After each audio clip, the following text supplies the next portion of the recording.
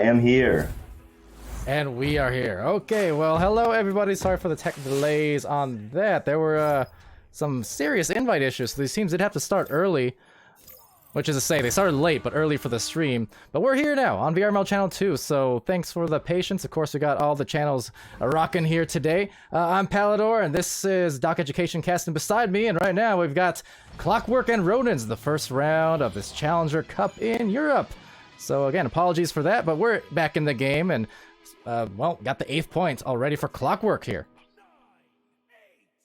Yeah, Clockwork starting off strong, and you know, bringing the 8 points in. Ronin's maybe, you know, I'm not sure if they got warmed up or yeah, we haven't been able to see it just yet, but they do open out, and they are on their offensive joust. Gracchus with the disc, no, Gracchus can't get it. GBL on the floor is going to look to back pass and reset. So Damas on the backside going to pass it up to JBLB. Passes over. Oh, bounces off the nest. It's now going low, and it's going to be picked up on the left side. JBL going to look to pass it out. No, stunned out by Baguette and cleared through to the blue side.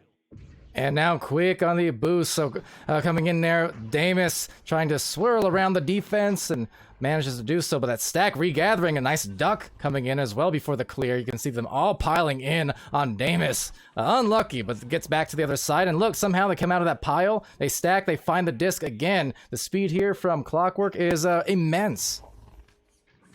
Yeah, Ronin's now working some nice stacks, so they're pressuring. They're doing a little bit of dribbling right here, but they can't quite connect on that one. The back stack comes in, though. Damus comes in. Oh, Eris flying in. Wow, Eris with a lot of pressure there, and now their stacks are together. It's going to be picked up by Baguette with an open goal for 3. So 11 points on the board already for Clockwork. Ronin's got to dig in and find the rhythm here, Palador.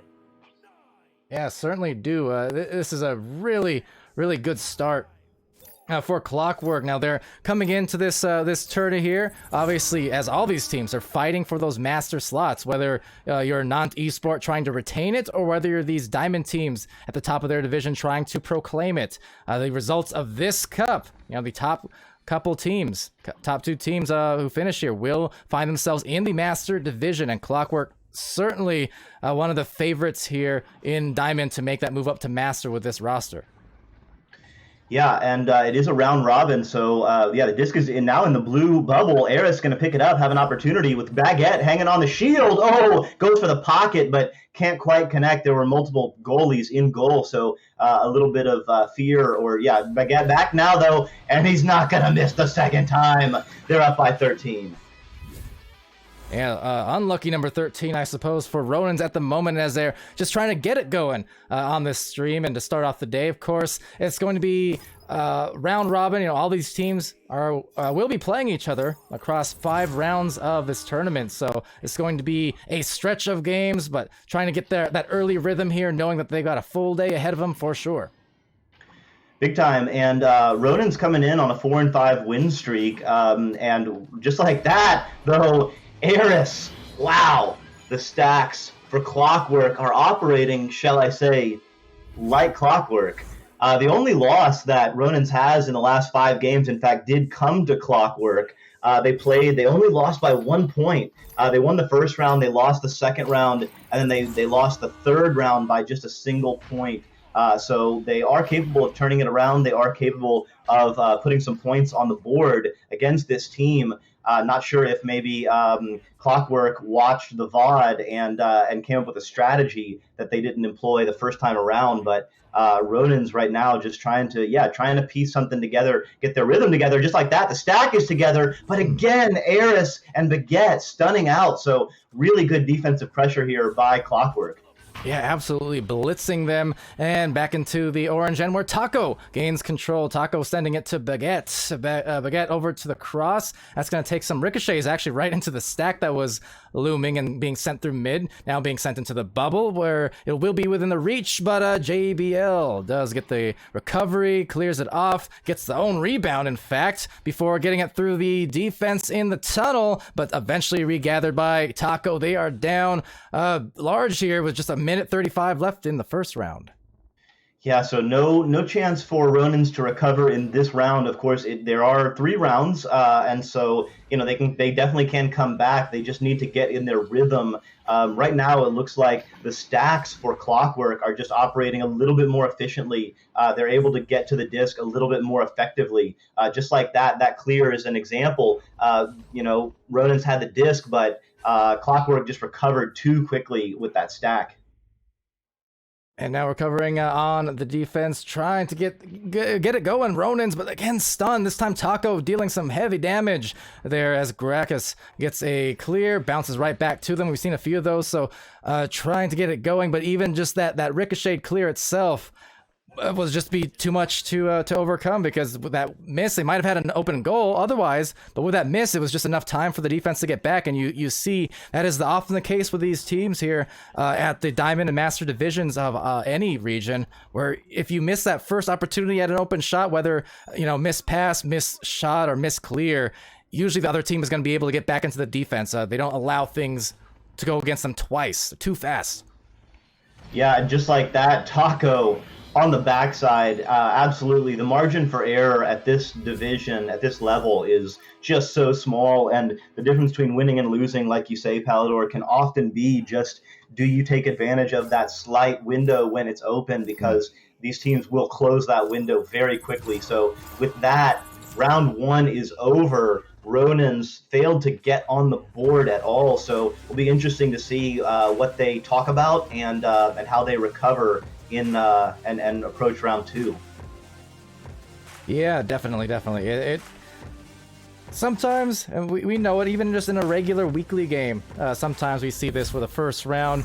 One team or another will sometimes struggle to get it going at first and need to build into that flow of the offense and build into the flow of the gameplay. And you add on top of that a higher pressure tournament cup here, where your future in the Master Division potentially is at the line. That's just some other added pressure into the mix. So it could be a case where we see the second round go totally differently once they see that clock reset to 10 minutes, 0-0. They have time to just again get their thoughts in order and get their game plan in order, because as you mentioned, these teams have faced each other prior and not quite as dramatic on the results. So anything can change. Yeah, I mean, at this level, these players are so skilled. As we do see a drop, it looks like JBLB for Ronins has dropped, so it looks like there will be a bit of a pause here, a bit of a timeout, a little bit, maybe even more time for Ronins to think about their strategy here. But I mean, these players are so good. They've played for so long. Ronins around. They've played 14 games together, so they can definitely turn it right back around and flip the script. So Clockwork, as it can't be, they can't be resting on their laurels as JBLB does come back into the game here. We should see a restart soon. Yeah, so just and there you go. I'm pausing now. So we'll be back into the second round here shortly. Shout out to Twitch chat, by the way. Hello, everyone. Wee Laddie, Blank, EU, and Oculalan, as well as Ellie got blocks and Infinity. What's up, Finn? cheering on Ronins here. And Flair asking when the NA Challenger Cup is. That would be at 3 p.m. Pacific time, 6 Eastern, so got a ways away, about 5.5 hours or so. But with that, we're not that far away from the second round. We're starting off right now. Here we go.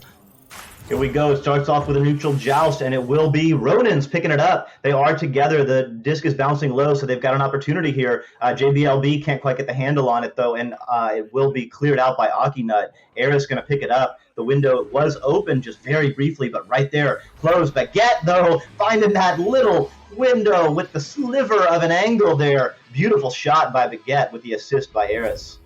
Yeah, it was. So winning that joust, but not winning the points off of it were Ronin. So, I mean, promising with a speedy start, but seeing if they can keep that going and just get a little more control. The biggest thing they really want to avoid here is just not allowing, Clockwork to keep doing what they were doing uncontested. You don't want to see them score the first 2 or 3 goals in a row, as they just may here, because that will definitely put them in a position of having to be on their heels again as they get scored on twice now in this first minute.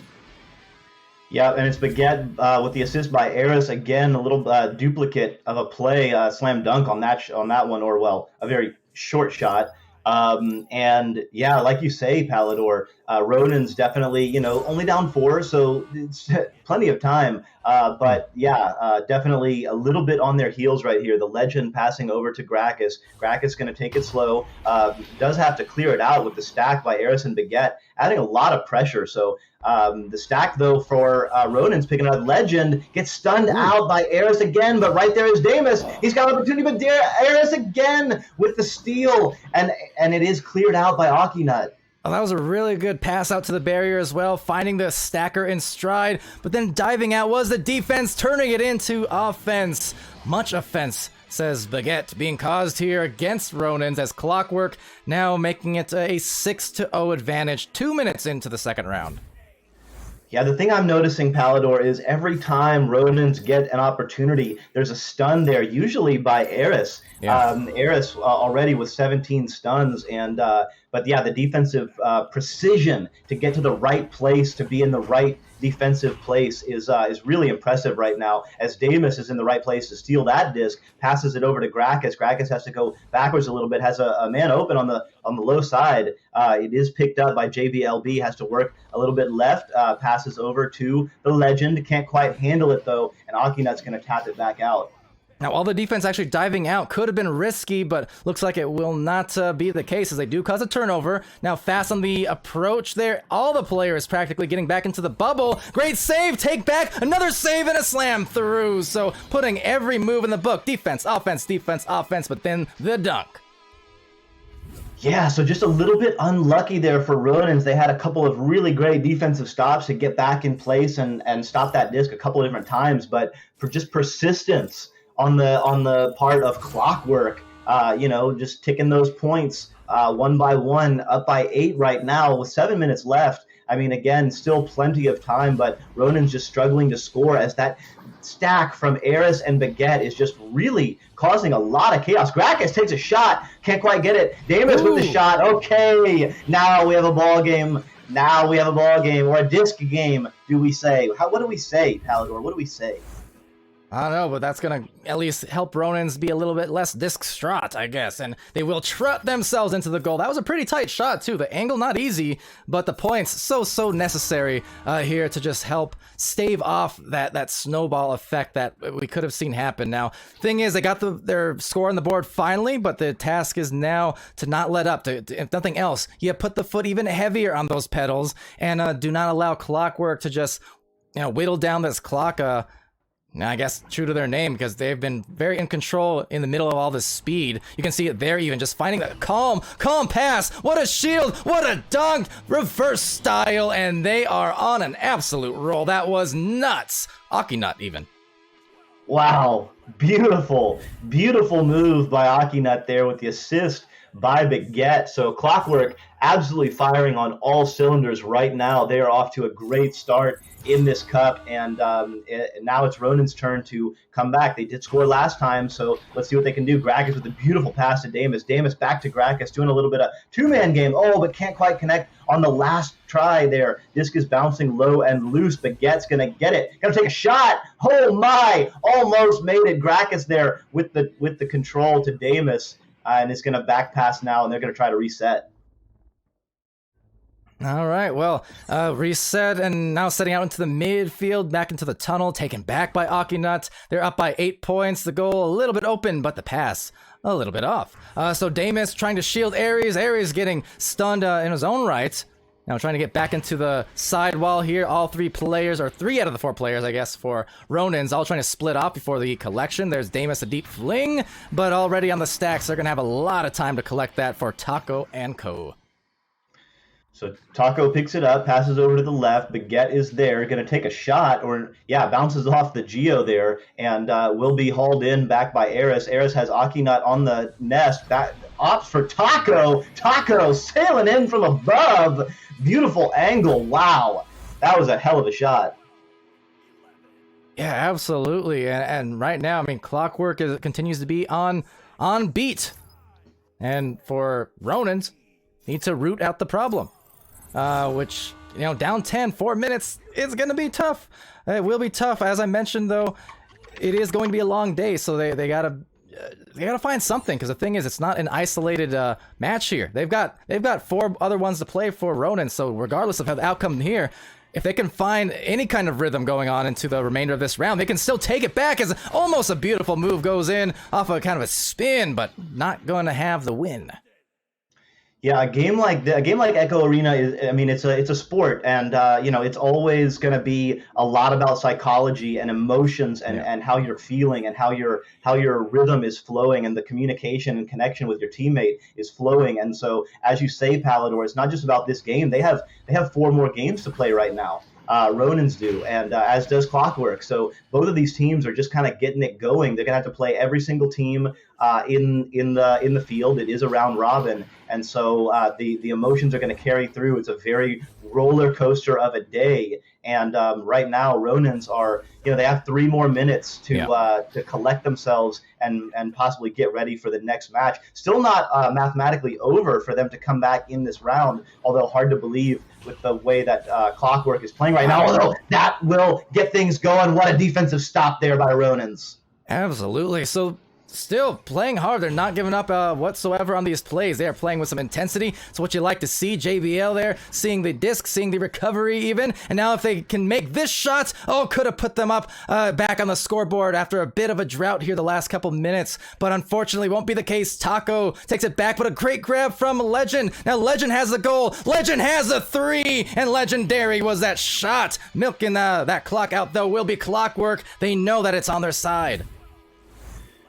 Absolutely incredible. That's exactly what they needed. Ronins, that's what they can do. I mean, that was a beautiful shot, beautiful steal, beautiful stack connection to get to the disc, moving left, shooting right from nearly half court with the shield in the way. That's the kind of thing that's going to light a fire. And they do have time to come back just like that. The Legend and JBLB, but they go right past it. The backstack is there, though, and it's going to be Gracchus picking it up, passing it forward. JBLB is in the area. He's going to move. But the stun by Akinut, and Taco has the disc. Yeah, I mean, at this point, as I was saying, for Clockwork, they're already having the first round in the books. Maybe even that 3-point. Look! It's Akinut again! Using the Oculus and through the binoculars of the tunnel, found the goal at the other end. Talk about light in the tunnel. Lit up that goal. They're up by 10. Wow. What a show. What a beautiful way to start this game by Clockwork, and even Ronin's coming in. He started a little bit cold, but they're definitely moving a lot better, connecting with their passes and their stacks a lot better. I will expect them to put a better showing in, as Baguette and Eris are just bouncing around the arena right now, and nothing can stop those two. They're an incredible connection right now. And before the last that barrage of 3s we just saw, back to back, I was gonna say Clockwork at that juncture, their main duty was just to take care of the disc, essentially, not allow 3s, and they probably would have been good in their own right, just because of the time and how often we see teams late in games, just able to stall it out and drain those clocks. And you know, they decided to just opt for the more offensive route, and you know what? It worked very well for them because they're up to 18. Might make it even 20 here as they drive in on a goal. There's Ares, but being stunned. JVL and Legend were there. Now clock about out as they go for one more offensive play. Beautiful passes and the finish. Wow, just beautiful teamwork by clockwork. It's like all the parts are, I don't know, They work. working like a clock. I tried. Punch in your time card because we are clocking out of this match now. But as we said, this is a long form cup. It is just a one in the book. So for Ronins, they are certainly not out of it yet. They can still have some success here. As meanwhile, for Clockworks, obviously had a lot of success here. This is exactly the way that they wanted to start, and well done on their part. 20-5, 2-round sweep.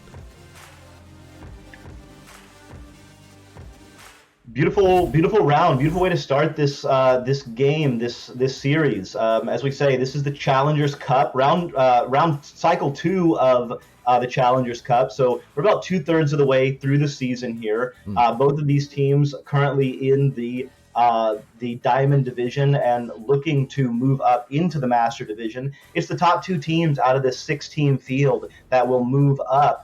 And there are tiebreakers against head-to-head matchups, and then also tiebreakers for points. So Ronin's starting off a bit behind, although we did see some teams start pretty cold last cycle and come through and ultimately win. So Ronins can definitely turn this around if they can start playing like they normally do. Yeah, and you know, we'll be following Ronins here on Channel 2. Looks like so. You know, they're gonna just have to again regather themselves and just calm it down a bit, recognizing long form cup. And yeah, because up next in the second round, they'll be looking to face off against Everest. Of course, Everest, a well familiar team with the community and VR Master League, and just across Echo in general. And we just saw Everest in the last Challengers Cup as well in Cycle 1. And to address Tiggs in there, I think he was asking why the Challenger Cup is being streamed on 57 different channels. Well, 3, but yeah, because we can. You know, did that on Cycle 1 as well, getting all the matches streamed that we can. And in this case, we should be able to knock them all out. You know, there's 3 Challenger matches going on at any given time in this round robin. So, fortunately, yeah, we had enough cameramen and casters on hand that we're able to knock all of them down on stream for you guys, so you can, you know, watch them as you please, either at the same time or the VODs. You know, for venues, we'll be prioritizing as much as we can. We'll be prioritizing on the main channel the most critical games towards the end, especially depending on how results go out. But you know, meanwhile, on channels 2 and 3, we'll have the VODs there and streams there for those who wish to view either live or later. So it's good stuff. Now, also, shout out to, see, Stefan there and Twang Pants. See Finn asking about Ragnar, where that Viking went. Well, they'll be vying for their first win here coming up next. Again, we'll be following them. Grumpiest Broom and Maxo. Welcome. Yeah, and if you wanna follow, you can go to vrmasterleague.com/echoarena/Challenger Cup, or just vrmasterleague.com and click on that Challenger Cup logo or link on the top. You'll see all of the teams, the schedule, who's playing whom, and those brackets will be updated with wins and losses, so you can follow along and see who's in the lead. As Palador said, we are going to be here with Ronins and Everest in round 2. There are 5 rounds, and Everest coming in, well-known, very established team, especially Martin III. Those of you who follow Echo Arena VODs on YouTube and such, definitely one of the creators and contributors to the community that makes this community so good. Definitely sharing the knowledge and helping new players, and that's what Echo Arena is all about, as much as it is about the high-level play, the beautiful shots. It's about bringing each other up and helping each other out and just having fun in the arena. Yeah, absolutely. And with that, we're going to get back to that fun real soon, I think. But we'll take a little intermission here as we await the teams to kind of converge on servers and what have you. But as I said, we'll be sticking around with Ronins to watch them into the second round. Of course, you got VRML main, the VR Master League channel, as well as VRML 3 running. So you have all the matches thus far will be presented here on streams, or one of the streams, one way or the other. But brief intermission, and we'll be back with the second round of this Challenger Cup round robin in Europe after the break.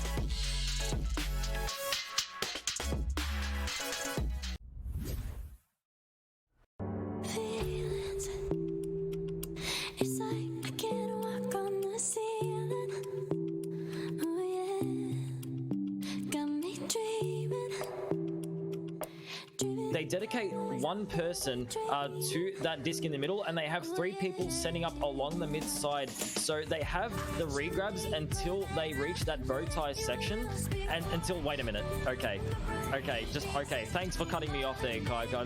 Let me get back to it. No, I can't get back to it after that shot. What a brilliant shot. Defend from his attackers, getting it back to Vanzy. Project Mayhem now going for another approach. Vanzy going for that ceiling shot to the law to Palace. Palace going for the shot, but it looks like, I believe he got stunned, which probably put his shot awry. Vanzy with a steal and shot, but a great save. I'm not sure which Joker player it was, but nonetheless, you know, cat-like reflexes there, denying that goal, keeping their 8-point lead. Phoenix's defense, but we'll get the clear up, but bouncing on the wrong side of the tunnel now. The long shot from Sniper.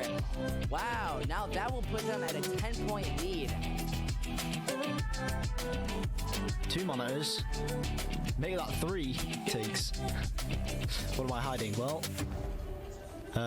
many things. Speedy Felix. Like what they did when they did have the offense, right? They were working up the floor slowly on their roll-ups and such, but it's just not having any good luck. What up?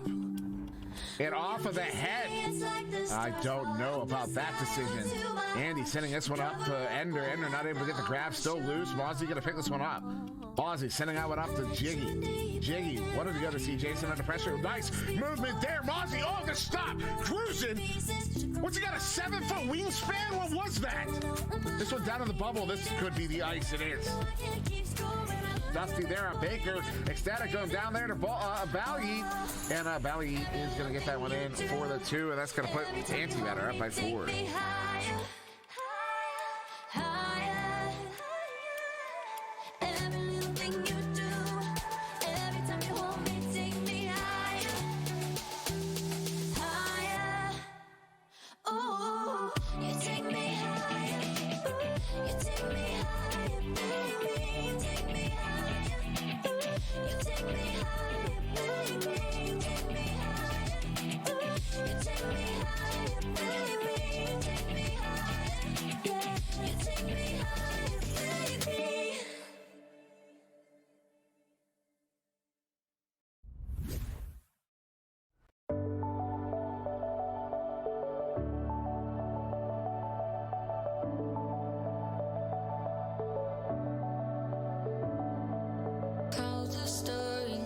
Meters a second that trickled in at.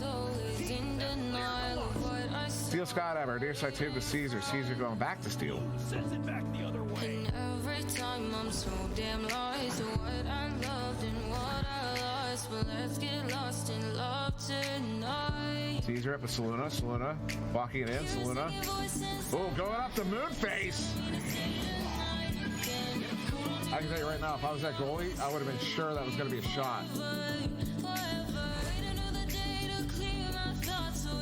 Ooh, a ceiling shot, excuse me, a cloud shot there from Original. Not expecting that, and Paper is going to go up 16-10. Possession of it, and Caster's cursed that one. But yeah, Quackheads seem to have a lot more control over this game nevertheless, as this clear goes straight into the hands of Black. Oh, no way. Tarsis with the 56-meter mail slot.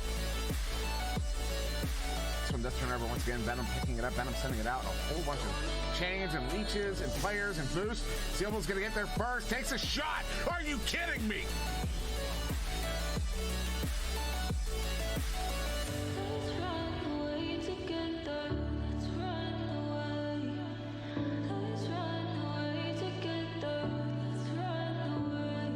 Swear we never say goodbye. Fall asleep to lullabies with something that I thought I'd never find.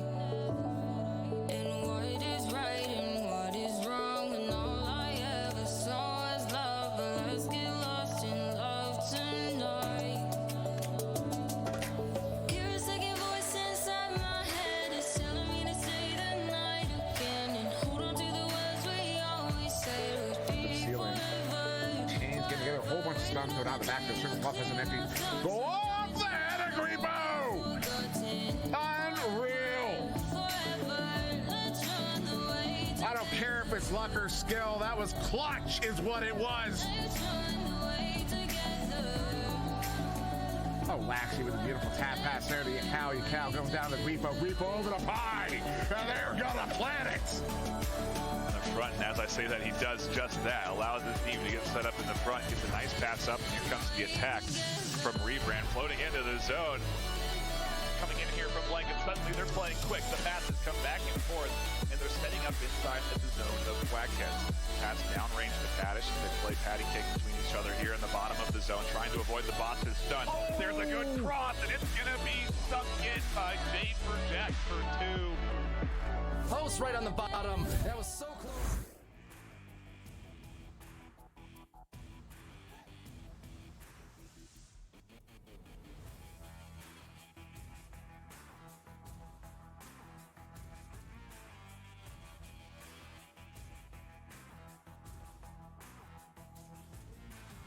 All right, hello everybody. Welcome back to VRML Channel 2 here on the European Challenger Cup of Cycle 2 in Season 3.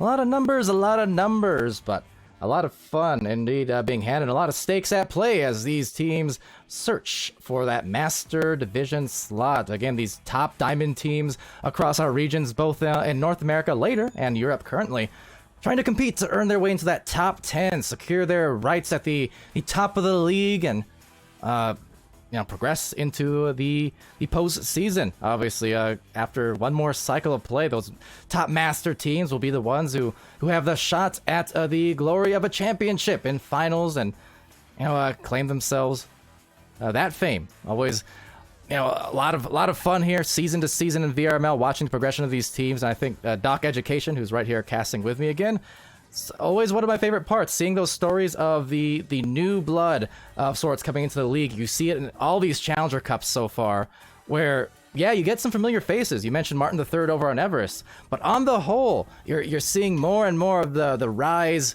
of kind of the newer gen in a sense, compared to, say, the 2017, 2018 folk from PC. Just a lot of hungry Echo youth in the mix now. Absolutely. As the teams are in the tubes, we got 10 seconds before these gates open up and these hungry hippos come out and try to get that disc. Who will get their head on it first? Who will get their hand on it first? We're about to find out. There's a backward stack going for Martin III's team, but they can't quite get it. It will be JBLB. The disc is now in the trap. Bad Elmo's going to haul it in, passes through, and he's going to work through the tunnel there. So Everest first to control the disc. Quick question: do they have hungry hippos over in Europe? I'm not sure that they do, but there's a pleasant reference from my childhood in any case. Over to the tunnel, we'll be taken by the Legend and Gracchus, it looks like. Just missing that first grab. Let's see, they'll still have the angle, and what a shot! Right down mid. Legend for 3. Again. Saw this last round. Great way to start for Ronins, and a bit of a replay there. The Legend from 28 meters there. Last round, their best shot was from the Legend at 26 meters. Very, very similar angle on that shot. So that's the kind of momentum that, might have come in play there. Yeah. The Legend seeing that angle and having the muscle memory Gracchus there with the muscle, stealing the disc, although right back again, stolen, and by Steffo. Martin III getting the disc and passing back to Bad Elmo. Bad Elmo on the nugget, passes over to Steffo. Steffo for 2. That was some beautiful pass work, and barely evading, as you'll see on the replay here, barely evading that barrier on that bottom pass. I mean, through all the contesting, they just found the right ones, corner to corner. That was great execution for their first 2 points. Not a surprise to see that, of course, from Everest either. But yeah, 1 goal piece per team to start things off. And if nothing else, that does bode well for Ronins, at least getting that immediate score, I will say, after that tough first round against Clockwork. And their stack is moving pretty well right now, although Gracchus can't quite handle it, so it will give a chance. Yes, Steffo gets a handle on it. Bad Elmo takes a shot. Wow. What a beautiful tap pass. What a great reaction by Bad Elmo, and moving up and to the left with a beautiful slap shot. That was some nice work by that stack by Bad Elmo and Steffo there. Yeah, and actually had enough time too just to give it a little bit of a flick off the wrist. I'm not sure the defense expected that, so just kind of sailed over the head, and with that they'll pull ahead as it gets cleared now into the opposite end, and now back to Steffo with Bad Elmo latched onto the back. Some stack breakage there from Gracchus will actually enable the legend for Ronins to get the disc back and send it deep through to the nest and through to the goal, but a great grab by Conrad. A rad grab, no cons whatsoever. That was the truth. A great save, and Bad Elmo with the disc now. The stack is together. The Legend and JBLB, though, they do get broken up, so they do get that unfortunate bounce off the Geo. Fortunate for them, the disc is now bouncing into the orange side. It will be picked up by Damus. Damus has a backward pass there. Oh, but the Legend can't quite handle it, so it will be a scramble. The disc is loose, and it will be picked up back by JBLB, so nice recovery there by Ronins. Yeah, and send it deep down, recognizing the alley was open for a bounce, and that almost even went in. Just slightly off, but they'll still get a rebound here, it looks like. There's JBL with it. Some brawling going out from Gracchus. Meanwhile, the back-and-forth pass work from JBL. And now up to the top of the ceiling. Bounce delivery off the mark. Bad Elmo recovers, clears, and sends. And but the stack is together right there. The goal is open, but can't quite connect. The Legend and JBLB are in the area, so just a couple of near misses on the pass on the other end, and then the shot there. The stack is together there. The Legend is there. He's gonna get it. And, just barely missed. JBLB with the recovery and the save by Steffo. Wow, the iron defense right there in the goal. A big one, big grab now from Elmo as well. This is still going to be a cluster up inside that trap. And now off to the opposite side where Martin III recovers, sends off on that shot. But a rebound here. The Legend actually for Ronins finding a clear. No one there to contest in the midfield. But there is a double stack and all the boosted players breaking apart for Everest to get back the disc. And a little bit of a dangerous pass there. It is picked up by Damus, so gonna back pass to Gracchus and reset there. They're gonna get their positioning going. They have their box set up. 2 players on the left, 2 players on the right. Damus working. Gracchus is on the high side there. Decides to pass there. Gracchus is gonna move up and back pass. So they've got a nice, calm, easy movement there. Gracchus is on the shield. He's got the opportunity and he converts it. Oh, that was sweet, sweet, sweet. And they're up by 5. And definitely now, in this second match for Ronins, we're seeing a lot more of that stability and control. They're finding their groove for sure. I really like that patient pass work. Even on some of the situations where it still ended up in a turnover, the thing is they're not looking all too panicked. They're very patient with their passes and trying to place it correctly. They're not in the same kind of rush we were seeing a little bit earlier on, I think. Absolutely. The Ronins have really recovered. They're playing really well. Their stacks are staying together. Their passes are a lot more connected as Bad Elmo tries to connect with Martin III, but just barely out of the reach there. It's picked up on the ground by Conrad. Conrad over to Bad Elmo. Bad Elmo with the shot. Oh, just barely missing the iron there. And Steffo is in the area. He's going to pass it over, but the Legend with the steal and the clear. Now, dual stacks meeting each other, midfield. There's one who splits way apart down. It's a Gracchus, actually the rebound. Now has 3 players all in the goal, tries to hand it off to the cutting teammates, but sails beneath the reach of all the fingertips. And instead, it goes back to Steffo as a result. And looking to punish now for that misplay will be Everest, as they are unable to get a clear, but actually just bounces it over to Elmo. Now Bad Elmo looking for a top lane bouncer. We saw that from Ronan's attempted earlier. And the disc loose here, rebound to Steffo, who has an angle to the barrier. Martin up high, but couldn't get a connect on the passing play. But you saw what they were trying to do, but unsuccessful is all. Yeah, and that was that extra pass, which I mean, maybe Martin III could have taken a shot there. Decided to make the pass. It's good teamwork, but yeah, couldn't quite connect on that pass, and so now they will recover though and get the disc. So the stacks are together, really pressuring some really aggressive defense by Ronins, leaving the goal a little bit open, but they do recover, and now the disc is back toward mid. And the thing about those extra passes is that if they connect, like if that pass connected, you definitely would have turned a 75% chance shot, maybe would have turned into a 95% shot from up there. So definitely kind of playing those percentages, trying to get the highest one possible, of course, predicated on connecting on the passes, which in those tight situations can be difficult. But getting cleared here, Legend will recover. Now back to the offense for Ronan. Let's see what they do. The Legend is advanced, so we'll have to take a little bit of time and back pass there. It was going to be a 1-on-3 or a 1-on-4. It looks like JBLB might have disconnected, so it is a 3-on-4 right now with Everest moving. Yeah, they have a man advantage. The stack is together. Bad Elmo is in the area, and it looks like Conrad is on the floor. Will they pass it? Yes, Conrad is right there. Oh, but can't quite get it. The disc is bouncing low. So right now, this 3-on-4, they are holding on is Ronan's. But Bad Elmo gets the disc, pass to Steffo. Steffo sends it in. Assist by Bad Elmo. So we will likely see, oh no, it looks like JBLB has reconnected. So they do have their man back.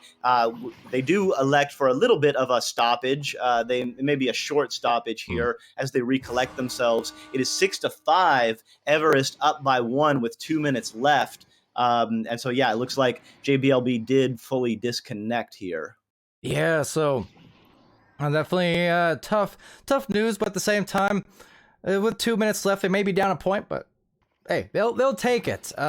Just a brief punish, a small punish, but if they can get JBL back in the mix, I mean, they've got time to score, and based on how they've been executing their offense this series so far, this round so far, I wouldn't be too stressed if I were them. It's more so just back to, again, the whole mental game, right? And being able to just say, well, maybe we didn't deserve or to get scored there. It was an outnumbered situation, so it kind of sucked the wind out of us a little bit. But we just got to rebound, and we know we can because we've executed those passes and nice rollouts several times in this round now, and just need to do it once more.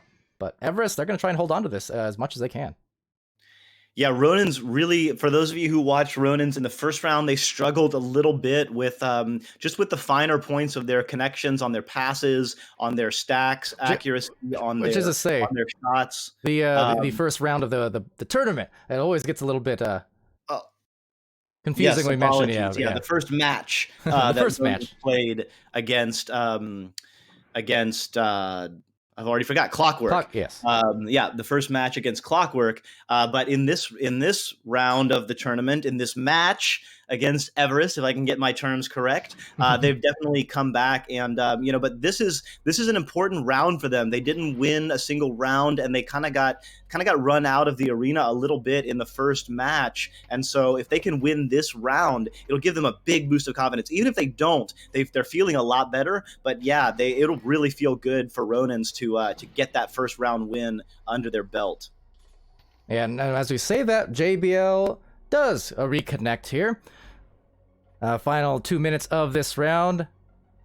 And and again, this is bracket-wise 5 rounds, but it means to say five matches essentially in this round robin. These teams all playing against each other, and the winning records will be the recipients of an entry into the Master Division. So with that, it's a 1-point lead for Everest as they line up their stacks here, going for those deep launches. And even, for Martin III, worth mentioning, one of the originators, I do believe, of the PE Joust in itself back in the day on Polaris. That said, there's Gracchus with a exposed goal. And it's 7-6. They take the lead right back. Yeah, and Everest getting caught a little bit too aggressive with the goal open. Gracchus was able to go in unopposed and send that in. So just like that, Ronins are back on top with 1:20 left. Bad Elmo sends it over to the left. Martin the third is right there. He's going to pass it low to Steffo. Steffo going to take a shot, but right there is the barrier. Oh, yeah, tough miss there. That could have given them a couple points advantage if had they hit it, but now back to them. Oh, they're going to take the 3 again, and now they are indeed back up by 2 after all. So a miscue, and that will be a 2-point lead for Everest in round 1. What a shot by Bad Elmo. Not a long shot, only 11 meters out, but definitely a tough angle from the ceiling there and deep in the bubble area, or close toward the side there. Moving left, shooting right. That's a very difficult shot as Damus decides to pass left to Gracchus. Gracchus has the Legend open on the wedge there. The Legend's going to pick it up. No, the disc is bouncing, and it looks like Bad Elmo is going to be in the area. If he hauls it in, he's going to have an opportunity, but that window is closed by the stack coming in. Martin the third right there. Martin the third passes to Conrad, who slams it in. They're up by 4. They're going to take this round. Again, the sweet passing, I was complimenting that from Ronins. They definitely had some great ones. Everest, though, they you can see they're going for the extra passes, and more often than not, it has connected for them. We see it there again, just beautifully executed to take that win solidly by the 4 points in just that last minute, but it really was down to the wire. A really clutch play by Everest. Just again, some capitalizing on a little bit of these brief windows of opportunity that they have. They did connect on them, and Ronins, but they got really close in that round, a lot closer than they were playing before. So I feel like Ronins are playing. They're really going to step it up in this next round. I need to step it up on the stats there. Forgot because I stayed on the same server. So now you, for you guys at home, you happen to be seeing the scores for the last 2 games combined. I should be able to fix that though between rounds. Don't worry about it. Don't worry. Everest is not in violation of having too many players in the roster. I assure you. They didn't play with 8 players. But yeah, with that, Ronins were close for sure, within 4 points. I mean, it's just going to be about sticking with it. Still, yeah, it's a running theme. Every round since their first match, they've been progressively putting on more points and getting more of that heat underneath their feet, so to speak. So, let's see. Round 2 could be a different one here. I mean, we'll see. But Everest, they're definitely a team with their eyes on the prize. This is the second time they found themselves in the Challenger Cup across the 2 cycles, so they're not looking to find themselves there a 3rd time. They want to be there in the master tier, sitting comfortably at the end of cycle 3. It looks like Steffo's checking into the chat there. Back in the game now. JBLB gets the disc, sends it through. The stack is together. The Legend and JBLB are in the area. There's an open window. The Legend decides to hold it. It's going to be picked up by Damus. Pass back to JBLB. Oh, Steffo, though, with the save. Yeah, and over to the tunnel, rebound Elmo. So starting off with some defense, but now the stack's getting back for Gracchus, but beneath the reach, so couldn't quite read that. It can be tough off those bounces, trying to execute with a series of passes around the bubble, but will be slapped out by Damus to the midfield. Disc is now bouncing low. The stack does get there. Steffo picks it up, but immediately stunned out by Gracchus. Gracchus gets the disc. The stack from Legend and JBLB are together. Let's see if they get their clear and boost. They do. They get the disc. Gracchus takes a shot. Oh, just barely missing wide. Full confidence, though. Can't fault that. Definitely had an angle, and as is the running theme, you only get 1 shot. But now it's Martin's chance to blow it up for the 3-point hit, and that's a nice long bomb. Wow, that is a perfect example of just how quickly this game turns. It was Ronins with the opportunity and just barely missing a good long 3. It could have been 3-0 Ronins. Yeah. Instead, just a couple of seconds later, it's 3-0 Everest. So just like that, it can turn around, and that's what Ronins are hoping to do right now, is turn this around as the disc is bouncing low, although it will be Conrad. Oh, off the shield. Luckily, Bad Elmo in the area. That could have been dangerous. Certainly could have been, but a great steal. Gracchus coming in, has the mail slot bit high, rebounded to Conrad. So Conrad now sending it to the pass over Steffo. Steffo being contested very well by that stack, and Martin III taking it now. Aggressive play here we're seeing from these stacks as ever, always, and it never rests. But here is JBL with the disc, and up high, trying to bounce it maybe to himself before finding the side wall where he just hopes to find Gracchus on a bouncer. And Gracchus does get it, although, the Legend, wow, what a redirect. That was an incredible catch. The Legend, but can't quite catch that one. And now it's going to be Conrad getting the disc under pressure, harried by JBLB. Martin III passes over to Bad Elmo. Bad over to Steffo. Steffo going to take a shot. Ooh. Almost. But it's picked up by Conrad. Wow, what an incredible opportunity gained there by Conrad, right in the right area. And they're up by 5. Oh, yeah. Big hits for sure. I mean, the first round again was 11-7. It started off with a 1 goal per team there. Ronins, though, now 3 minutes in, they're finding themselves unable to score and break that initial seal. So trying to do that right here, as they will roam up the floor, and a little bit of awkward interactions, but this still might open up a lane as a really tough pass is wove through that bow tie. Yeah, that was a beautiful pass there. Gracchus going to get the disc, although stunned out. But Damus is right in the area. Damus is going to go backwards because they don't have a good setup right now. Passes back. Damus is going to have to recover immediately under pressure. So Martin III doing a lot of work. And right there, Steffo and Bad Elmo. So the defensive pressure right now by Everest not allowing Ronins to get set up, and they do clear it through. Hey, so starting there with Martin, now maybe ending with a 3, but no. Rebound there to Gracchus. But Martin is certainly a player who will brawl you out very frequently, and did so on the offensive players, then relied on the stack to get back for him to open up this play. But a great grab there coming in. I think JBL, a lot of people in the goal. Fantastic handoffs and stoppage nonetheless from Ronins. Still trying to break that seal as an intercept here goes to Conrad. Yeah, Conrad right in the right area, reading that pass. Martin III going to get stunned out there by Gracchus, so Gracchus going to get the stolen. But Bad Elmo doing a little bit of damage on the backside, keeping that stack from Ronins together. But Gracchus has an opportunity. He can't quite get there, and it is picked up by Damus. So a lot of stunning in the backfield by both teams, and ultimately it's Damus and Gracchus able to jump through and put Ronins on the board. They're back within 3. Yeah, I'm sure they would have been glad to take to get to the 3, but at the same time, approaching the halfway point of round 2, they'll be glad to get A2. Anything they can use to put into their gas tank, so to speak, as Conrad here now rolling out slowly for Everest, trying to play it patiently, monkey in the middle with those 2 stacked players. Passes over to Bad Elmo. Bad Elmo's going to work it. Pass back to Martin III, but Martin III, not quite sure if it was out of his reach, but it will be hauled back in by Steffo, so no damage done as Everest will reset.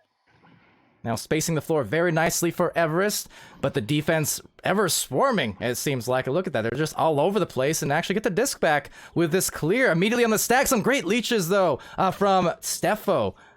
Gets back into the disc, perhaps, as one also retreats into the goal. So very nice, again, communication and just speed, really, to undo any goodwill that they're buying for Ronins. And it will get Everest another goal as a result. And really unfortunate there. It looks like JBLB has disconnected again, still in the arena, but just staring at the tube 1 there, kind of an unfortunate position. Was in a stack and maybe could have gotten that disc on the last play or stopped on defense, but they don't have the ability to stop now. They have used their technical timeout, so it will be 3v4 until they can get another player in. They decide to shoot low, can't quite connect, so this is going to be a difficult uphill battle right now for Ronins. Certainly will be, and see, even on that joust where they threw it towards that bubble, that's where that 4th player would have been so handy. Doesn't matter, because the passing play goes to Gracchus, splatters the goal to bring it back within 3. Wow, they are not going to stop. Ronins going Ronin, absolutely. They are empowered on their own, and it looks like there will be a stoppage. Not sure if Everest is just being nice right now to check in, but it looks like JBLB is back in the arena, so looks like we'll have a 4v4 back. Yeah, for you. glad to see that. JBL definitely seeing some issues here between the two rounds or the two matches so far in this cup. So unfortunate, but as was the case in the last round with the disconnect actually didn't put them at a significant disadvantage. In fact, they scored. So they're going to be quite happy with what just happened there, considering, you know, being down a player. So we're back into it here, Doc, and for everyone in the chat there, Twitch chat, thanks for joining us across any and all the channels as we're firing off on venues, VRML 2 and VRML 3 to get every one of these matches that we can streamed. Oh my lord, as Ronin sent 2 different stacks at the disc on defense. They are absolutely hungry right now. Gracchus, or the Legend, and Damus are bouncing around in a defensive stack. Stefo gonna take a shot. It bounces off the head of JBLB and in. So down by 5 with 3 minutes left. Ronins know they need to take this round in order to be back within this match, and they need to take this match in order to get momentum and keep going in this Challengers Cup. This is going to be 3 minutes of absolute dogfighting from Ronins. It will be. Down by 5, and that was an excellent save, but this is an even better brawl. Time's just right.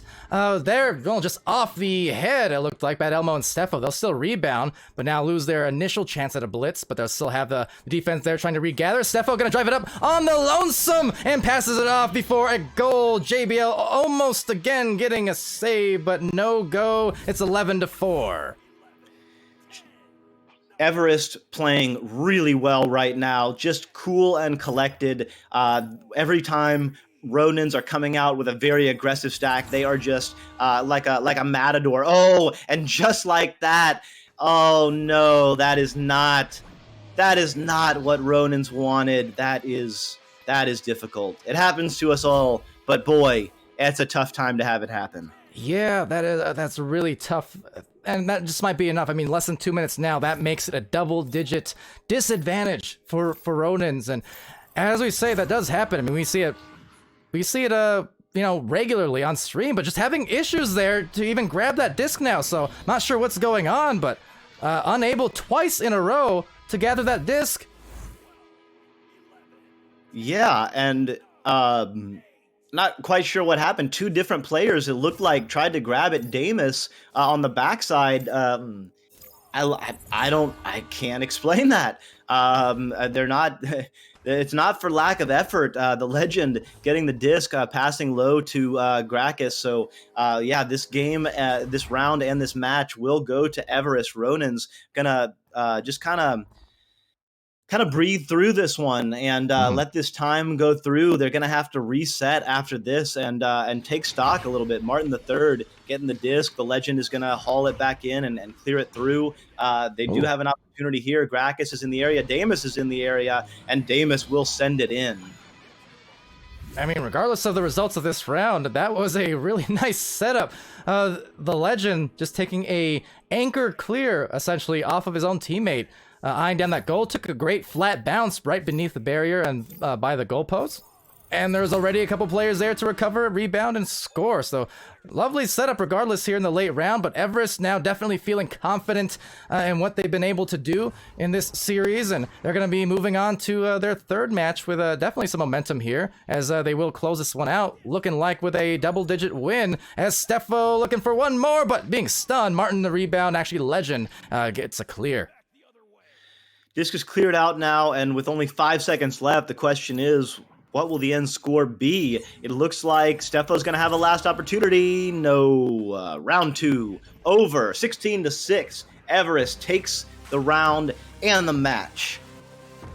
All right, well, 16-6. I'll send you to the score screen here in just a second, and fingers crossed those scores are looking much more normal with 4 players on the roster. Yeah, let's see. Looks promising so far. And here you go. So, again, those stats courtesy of IgniteVR.gg. You can go download IgniteBot, recently renamed as to Spark. But of course, a super, super handy tool for casters and community players alike. So go download it if you haven't already. Believe me, makes life easier. But with that said, that is another success here. For Everest, and Ronin's just falling a little bit short, so close in round 1, and then round 2, it was just surrounding those seemingly well, tech-related issues, whether internet or controller or otherwise, but not having their full 4 at all times, or not having their their full or even just those missed grabs, for instance, really were the kind of the turning points. So tough goings for Ronins, but again, a long tournament still yet. There's still 3 more matches to be played for all these teams. Yeah, I mean, we talked about it a little bit earlier, but I mean, it's worth saying again. The skill level that we're seeing is just so incredibly high. The windows of opportunity are so incredibly small, and it's just sometimes the difference between winning and losing is just being a little bit on your game that day versus the other team. It's hard. This is it's a five match tournament, 3 rounds. They're playing 15 rounds of 10 minutes. That's 150 minutes of in-game time. That's just a lot of time. How teams set up their warm-up for these games is very different, and how they regulate themselves over the course of a match is a big part of it. So it's not just being good, it's being able to be consistently good, game over game over game, and that's what Challengers Cup is about. Oh yeah, I always call these cup formats for Challengers Cup finals or otherwise, it's a battle. It's a battle of attrition. It's not just about straight up blitzing. You're definitely correct in that. So it's more so kind of the tortoise and the hare situation, right? Where at times I feel like with these types of tournaments, slow and steady can indeed win the race. If you can play just a consistent level across all the matches, and just be careful not to come out explosive in the initial rounds and then burn yourself out for the final few. That's definitely a balance for teams and players to manage, because these are special events. You don't have cups all the time. Compared to the weekly play where you're just playing one or maybe 2 matches in a row at most, and then that's kind of it for the week. So these ones are definitely a different beast, but it's also a great way to just battle that out and really see who can earn their way through medal into the Master Division. So gotta love it. Now, with that, ladies and gents and Jacks and Jills and Echo units, see, I'm remembering Echo units now. For a while, I couldn't help but keep calling them Echo bots as if they were battle bots, but Echo units. Of course, we've got, again, 3 more matches ahead of you. For Ronin here, that will be 0-2 on the record. To start off, for Everest, though, they 2-0. So they've got some good momentum beneath them at the moment, and seeing if they can carry that over into the next match. Because for them, they're going to be on Everest facing Nant Esports, the Master Division team here, finding themselves in the Challenger Cup, trying to keep their Master slot. So that's going to be over on Channel 1, and that's going to be a big test for them for sure. Meanwhile, Baked Potato will go and face off against Ronins. And at VRML 3, looks like we'll have Exploited versus Clockwork looking likely. And with that, stay tuned. We're going to go to an intermission and be back pretty soon with the remainder of this cup.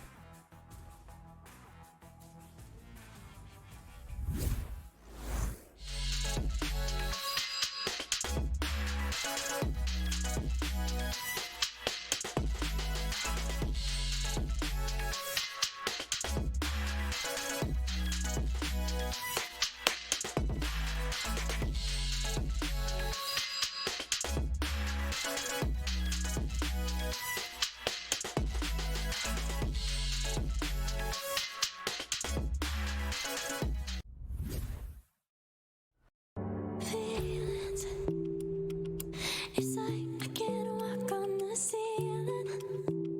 Oh yeah, got me dreaming. They dedicate one person to that disc in the middle, and they have 3 people setting up along the mid side. So they have the regrabs until they reach that bow tie section, and until wait a minute. Okay. Thanks for cutting me off there, Kai. Let me get back to it. No, I can't get back to it after that shot. What a brilliant shot. To defend from his attacker is getting it back to Vanzi. Project Mayhem now going for another approach. Vanzi going for that ceiling shot to the law to Palace. Palace going for the shot, but it looks like I believe he got stunned, which probably put his shot awry. Vanzi with a steal and shot, but a great save. I'm not sure which Joker player it was, but nonetheless, you know, cat-like reflexes there, denying that goal, keeping their 8-point lead.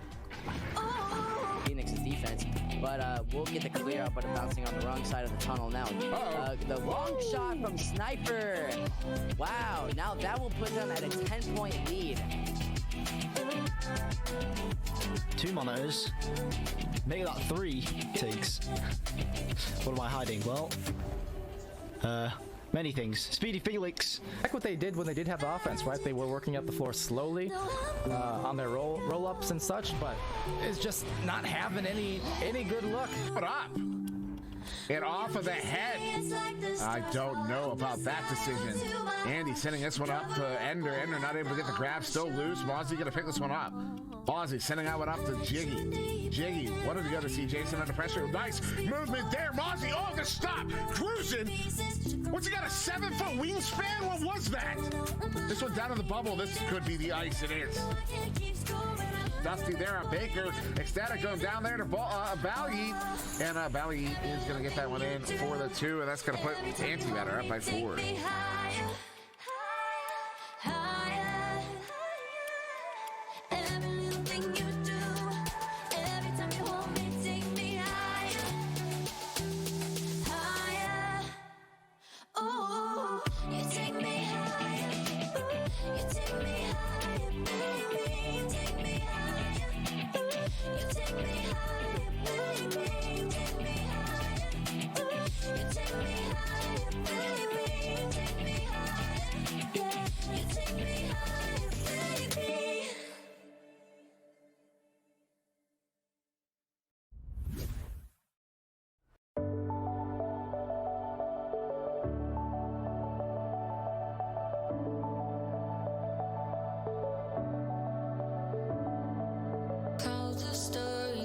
Meters a second that trickled in at.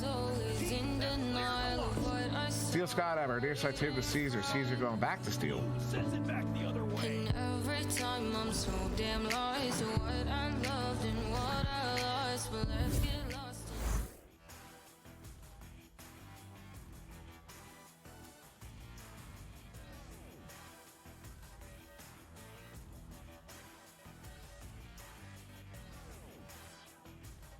Alrighty, everybody. Hello and welcome back to VR Master League Channel 2 here in the EU Challenger Cup for Cycle 2. I'm Palador, and just Palador now. We have Doc Education now joining Sir Dimwee, just to give Dimwee a little bit of a vocal aid, I suppose. Of course, a lot of matches tonight, so gotta spread the casters where we can. But you got me here on Channel 2 following Ronins once again and Baked Potato. Again, we have all the teams competing currently. All of them are being streamed, so you have your choices. Whichever teams you're supporting, wanting to see, you can roam. Roam like a Ronin. We'll be on this channel, though. Indeed, we have Baked Potato and Ronins. Over on Channel 3, looks like we're getting ready for Exploited versus Clockwork. So Dimwee and Doc are currently on that match. You guys want to tune into that. And of course on the main VRML channel for venues as well as Facebook Live and YouTube Gaming and all the likes, we'll have Everest and Nant Esport playing on that one. Of course, Everest, we just saw them here win. They're 2-0 so far in this cup.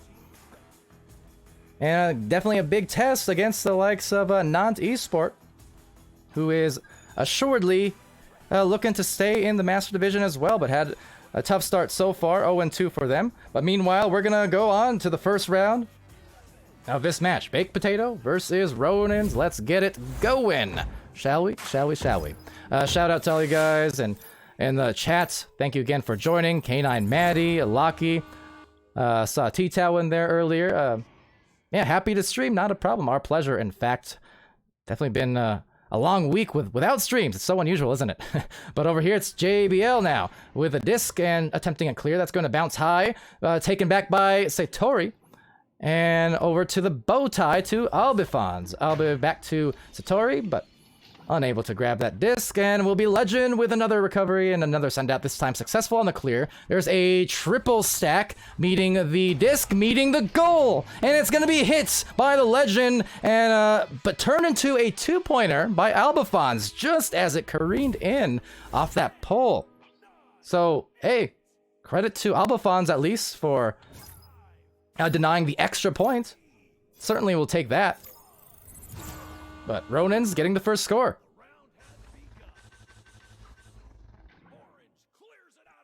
So on this rollout now, it's going to be snagged by JBL. JBL, right lane. And cleared into that bubble. Picked off, though, by Sam. Your boy Sam. Our boy Sam. We are all Sam here today. JBL making a play on the disc as a dropout occurs on Baked Potato. Rough timing there. Now they're at a one-person disadvantage. So Gracchus, I mean, they're familiar with being down a player. They're going to get that score right through the kneecaps for the second goal in a row. So yeah, Ronin's, they had a little bit of those issues in that last match versus Everest. Definitely not something you ever want to see. But certainly, they're not going to mind all too much that this time at least it's not against them. But of course, always a tough situation as Baked Potato does initiate the timeout, as expected. Now, a quick shout out while we have a moment to our sponsors, of course, here in VR Master League Season 3. HyperX, which, again, casting here on this Quadcast S. Love the mic. Asterion Products, love them. As well as VRware.net, of course. Headed by community member Fontac of Anomaly. We got Fixed Gaming, of which, well, they contribute this music that you hear during timeouts, as well as the pre-stream.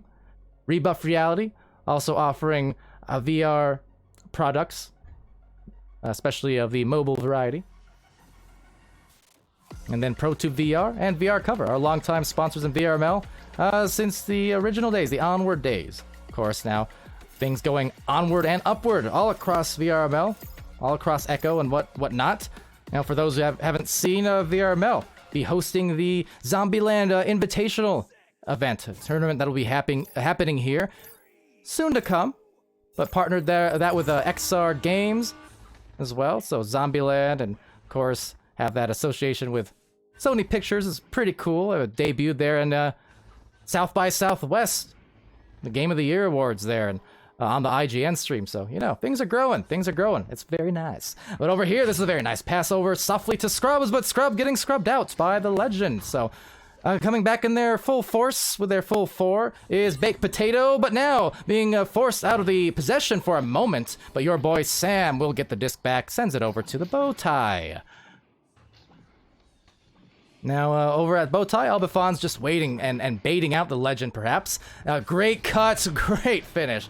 Love that pass there from Satori to your boy Sam. And Sam he is, and Sam is in for the first couple points. Baked Potato. But yeah, that was just, again, executed perfectly. What can you say? A fundamental play, right? Where you have a cross-cutter and just connect on the pass, but the purpose of that is you make the defense turn their heads and makes it even less likely for the goalie to be able to save it, for defenses to be able to dive. Anytime you can get those cross passes off, you're making the defense move, making them turn, you're giving them less time to accommodate. And that's what these teams are doing quite well. So with that, Satori with a disc once more. Over at the left lane, left tunnel. That's going to be a deep heave, but there is a goalie in the area. That's Damus there, hanging back. So Damus finding that clear. That's going to bounce off the station to Gracchus. Gracchus has the direct line, but so does Sam for Baked Potato. A stack between Sam and Satori, able to get back and recover that without too much problem. Midfield, though, taken now, JBL. JBL having some struggles there trying to clear it, but Damus will rebound it and clean it up. But back into the waiting mitts, it looks like. Oh, I thought Satori, but no, sails right past. So, excuse me and pardon them. Oh, what a save, but then it sails in. Oh, man, that's a 6-2 advantage for Ronins. Not sure what happened there, but I mean, look at this. A pickoff. There's a shot, a great grab, but then just sailed out the reach. Oh, that's tough. That is tough.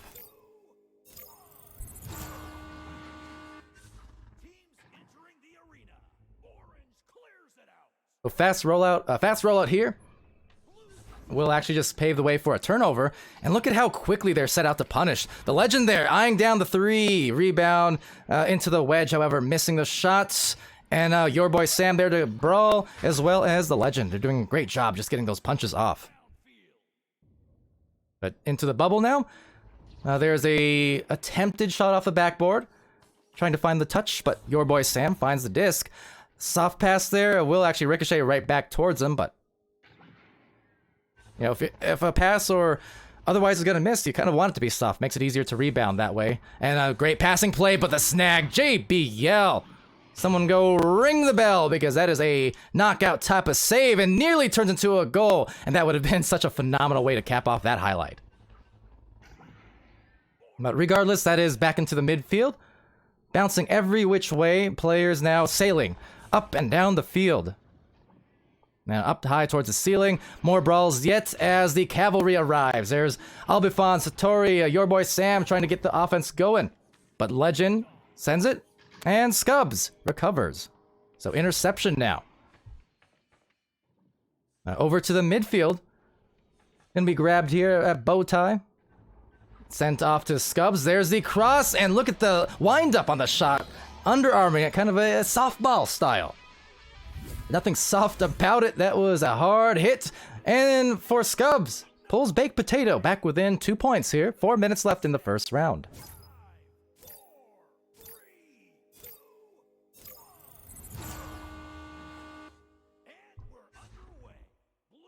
Now with a send-off here off its joust, the Legend in the zone. Your boy Sam and Scubs, excuse me, looking to pick it off and maybe tie it up. Maybe even get a 3, take a lead, but no, just off in the shot. Scubs will back it out. Finding Albifons. Albifons, a handoff pass. Oh, and from behind the back as he sailed down, your boy Sam, arms in the air and disarming the defense right there for the tie. What a move. 6 apiece.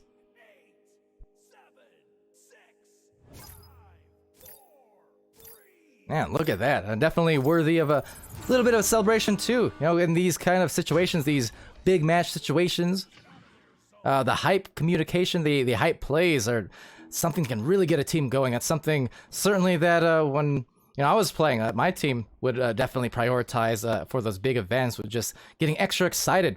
You know, not only to keep each other hyped, but more importantly, just keep the comms positive. Even when bad things would happen, you just keep the positive attitude. And you know, the hype denies any ability for negativity, and not a -0 on the defense. That was positively great. Now your boy Sam, trying to recover it, will get the goal as a result, painting that corner with a dunk to stamp it off, and stampeding now for a few goals in a row for Baked Potato, taking advantage, unfortunately, of another dropout here from Ronins. This is, I think, the 3rd, maybe 4th time that we've unfortunately seen a disconnect happening for Ronins across the tournament today. JBL being the unlucky recipient of those. Really, really hate to see it, for sure, because this is a competitive match so far. And it seems like every single time that Ronins have had a disconnect occur, it's been when the game was winding down towards the last couple minutes, and where it's only a couple points separating the teams. Pretty consistently, every one of these crashes has been the case. So, unfortunate series of just deja vu events happening for Ronins. So, not to go deja vu in the commentary, but I'll repeat nonetheless what I was saying before, in that seriously tough break. But the important thing is, they're only down 2, and they've still got a couple of minutes to make up the difference. So, shouldn't be an issue. You know, in an ideal world, they do get JBL back here rather quickly, so the timeout was expensed, and timeout is over. And let's see how they turn this one around. Now, I guess, having said that, even on the last time that they did crash against Everest for Ronins, they did actually score 3v4, worth noting, but in any case, launching out there, Damus and Gracchus, I do know, just having that kind of disruptive tech issue kind of occurred does hurt the momentum and a team's ability to just stay focused sometimes. So we'll see if that plays a factor at all here as it sails to the mid lane. Some good redirects coming in from Ronins, but grab nonetheless from Baked Potato. Baked Potato now on the offense, now spacing out pretty well. Got midfield and you got the ceiling and left and right lanes covered, so every possible lane they were positioned well, and now you can see the rotation as the disc gets knocked loose. Well, the players then rotate into alternate positions where they can be there to receive some passes potentially. So nice work from Baked Potato, despite the fact that it does not quite work out in terms of a score, but they'll still make up for it with speed. Now interception here to Damus. Ronin's on the offense, rolling it up into the bubble. Gonna be closed off, so passes it and throws it down. There's JBL. So never mind the crashes. JBL there just crashed the goal. And rocked that for the 8-point tie. We're still 1 minute away from the decision, the conclusion of this round. So you know what that means. Tied up, last minute, it's crunch. Crunch time. Crunch time for Scubs and Co. as execution is of the utmost importance now more than ever. Every single mistake could be costly. Every single point could be devastating for the other team. And Baked Potato, they're up by 2 again. Your boy Sam, right place, right time, the right find. That was a gem, wasn't it, Gems? Wasn't it? So trying to delete any comeback opportunity, very well moderated there, was Baked Potato. Seeing if they can send that one in. Off this launch, Ronins, they still have 20 seconds. A turnover there will be, again, very costly, however. A little bit of time still yet. If they can gather their stacks, they do. Beautiful redirect. But all 4 players now in the area, so see if they can stack. Now diving out as 1 defender, but turning into a 3-on-2 and a tie in round 1. Damus is gonna send it into overtime. Big hit. Big hit. What a blazingly fast stack that was from Ronins. I was worried because all 4 players on that initial recovery here by the station, all 4 players for Ronins were there, and there wasn't a lot of time, so I thought they weren't going to be able to pull it off. But credit to them. They got back, they got the disc, they cleared it, and they stacked all the way to the front line. As we do actually get a timeout there to kind of juke us out briefly. So looks like a quick unpause. I'm not sure what happened exactly, but regardless, we'll be overtime now. So here we go. And first takeaway from Baked Potato. We'll bounce to the diving goalie, Damus with the disc. Damus the clear. Now there's that stack that won them and got them the overtime, but couldn't win them the game there. A tough bounce is gonna go right back now to the blue and Scubs sending it. But Damus now taking it back. So excitement and nerves certainly in the air for these teams. Can only imagine big steal, Satori! And that is gonna be the end of that story in OT. 12-10 off of a steal of steals. Baked Potato, claim it in overtime, round 1.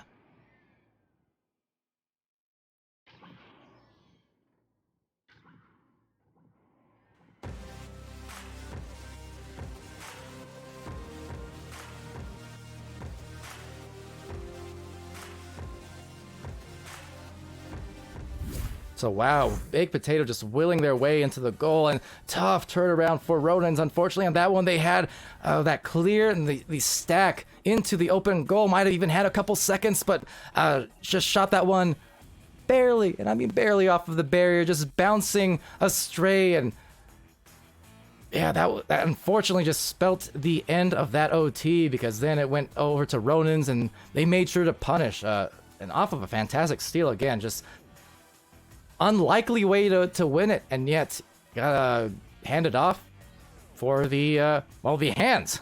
So give your hands for the hands, because that steal was mighty clutch.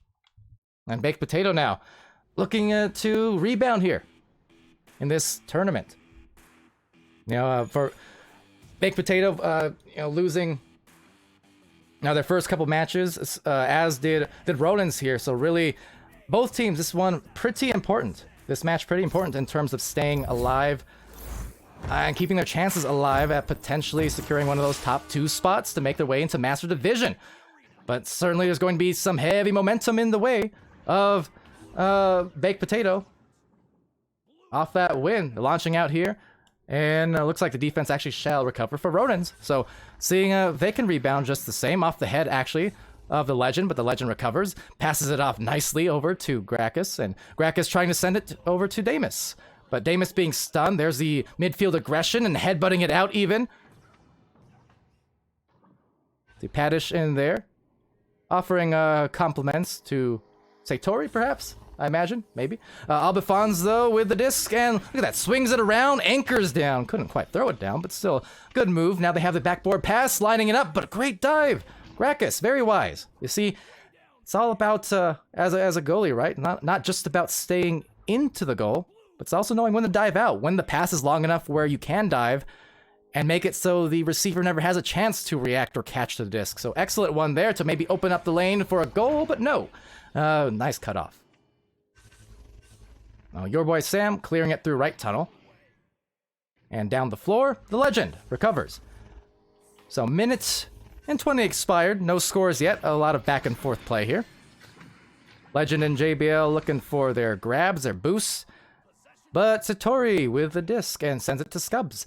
Scubs now from the cloud having it stolen. And Gracchus now with the attempted pass, but the Geo just getting in the way. Where'd that thing come from, huh? That shot almost going in, that clear rather, but turning into a shot for Satori. Had that game winner in overtime and has the game breaker to break the ice in round 2. Good recovery. And Baked Potato back at it again.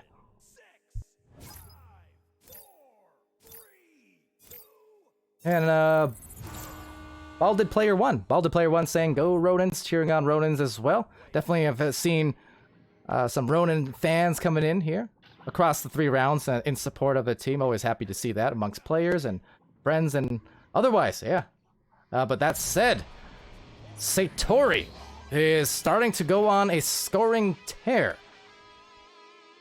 For sure, that's 3 in a row dating back to the last round and that game winner, round winner. So 4 points to start Baked Potato off in this second.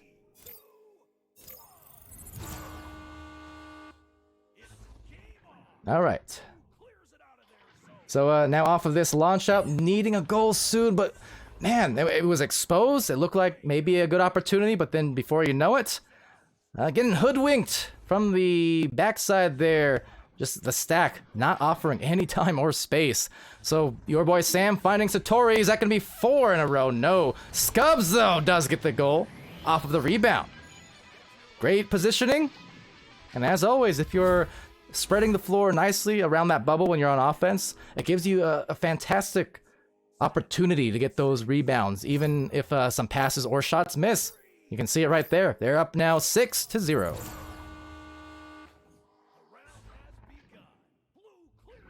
And VR Pasta and they're also noting that OT around that result maybe knocked the wind out of the sails a little bit here for Ronins, and yeah, it could very well be the case. So definitely kind of feeling for them here in some of these matches, because they've had a lot of super close ones and some unfortunate tech issues, but no issues there. It's JBL gets the dunk, alley-oop style. Legend, the great pass. Hey, that might get them going. The important thing here I've noticed across all these rounds so far, all these matches, is that despite some certainly deflating losses potentially for Ronins where they were so close within reach, they've still been playing hard. They're still sticking in it here. And that's what you certainly want to see. Now, your boy Sam with the disc rolling out. Potential steal here. Gracchus, Damus. They're going to get the grab. Damus, immediate fling with some confidence. That's going to bounce a few different ways, ricochets, and into the possession of Satori, who again has been having quite the match so far, quite the round. Now will be Scubs taking it, sending a bounce, and I like that too. You see the other stacker, Albifons. Well communicated. They had Satori grabbing the disc. Albifons just kept cutting towards the bubble. They give him a chance at maybe a pass or a rebound. Satori with the disc. positioned on either side of the bubble. Great duck through move and anchors for the 2. Satori, another goal. That makes 6 out of the 8 points in round 2 for Satori alone. And of course, I say alone, but obviously the teammates facilitate. Don't get me wrong, but hey, you gotta point out the hot hand when you see it, and right now that is a hot hand coming in. So Baked Potato up by 6 once more. There's 4:40 left in this second round. Now up high, there's Gracchus trying to react, and they do. 10 seconds off the clock brings it back to within 4. Very efficient joust, with equally efficient results going in for Ronins now.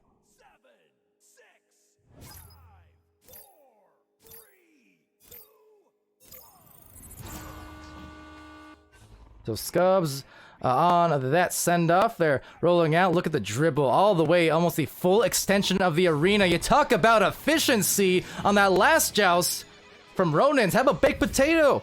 Say anything you can do, well, I guess we can do too. In fact, we can do it 1 second faster. What a nice rollout that was. Superbly controlled.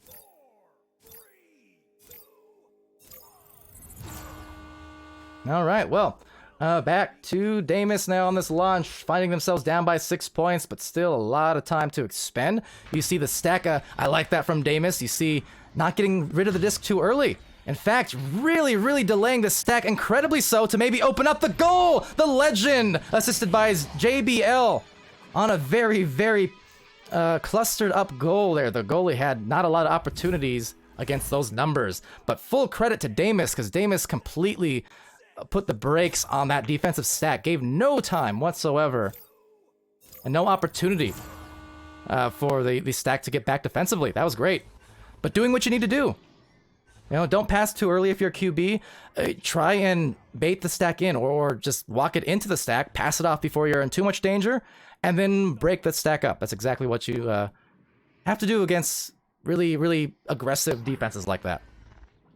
So well done. Scubs here with the disc.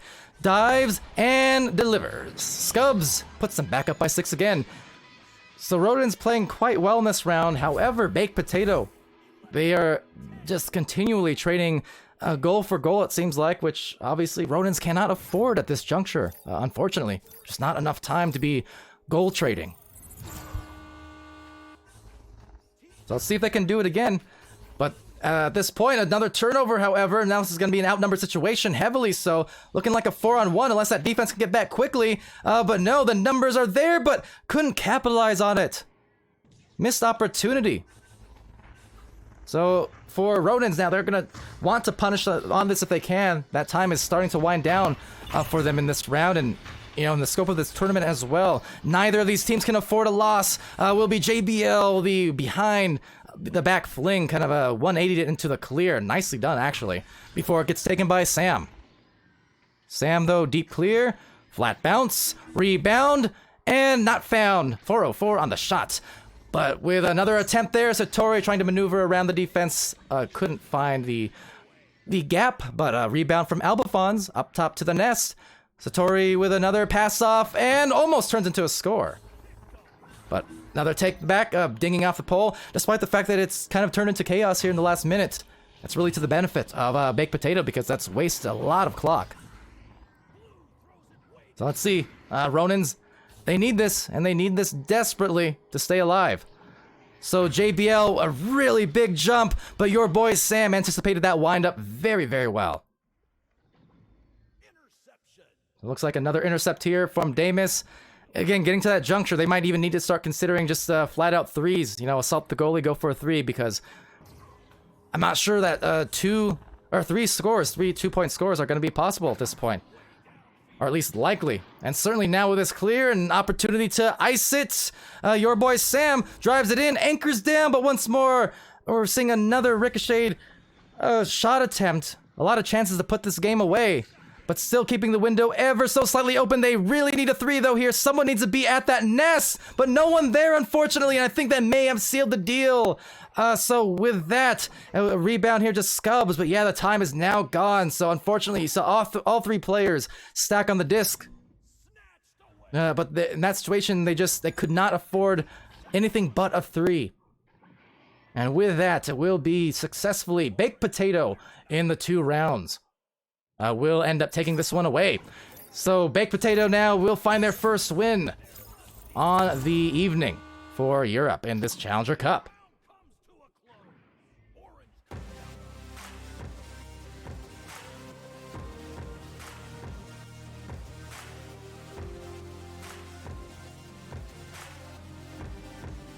So back to the stats screen again, courtesy of IgniteVR.gg and pulled by Spark, formerly known as IgniteBot.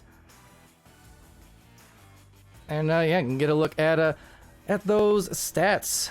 But in terms of the stats for this tournament so far, Rodin's now in a really tough position, coming so close to these victories, numerous rounds, but then unfortunately just not able to close out in the end. Baked Potato really needed this one desperately in order to stay alive and keep the hopes alive, certainly. Because again, the top 2 teams of this cup tonight, they're going to go on to secure that Master spot. Of course, Nantes Esport coming in from Master, trying to, well, maintain their spot in Master Division, but all these other teams in Diamond looking to claim their fame at the highest possible tier of Echo Arena, VRML. And yeah, we'll continue that effort now. And with that, do keep in mind we still have channels 3 running, as well as venues and the main channel. So we have all of these matches, all the teams currently being featured across the streams. So I was gonna take a quick update on that and just see where things are looking for you guys. But of course, I imagine a lot of people in here are kind of tuning in back and forth between the different streams. But with that, we're gonna head off to a intermission once again as we get set up for the next matches to come. So stay tuned, and we'll be back.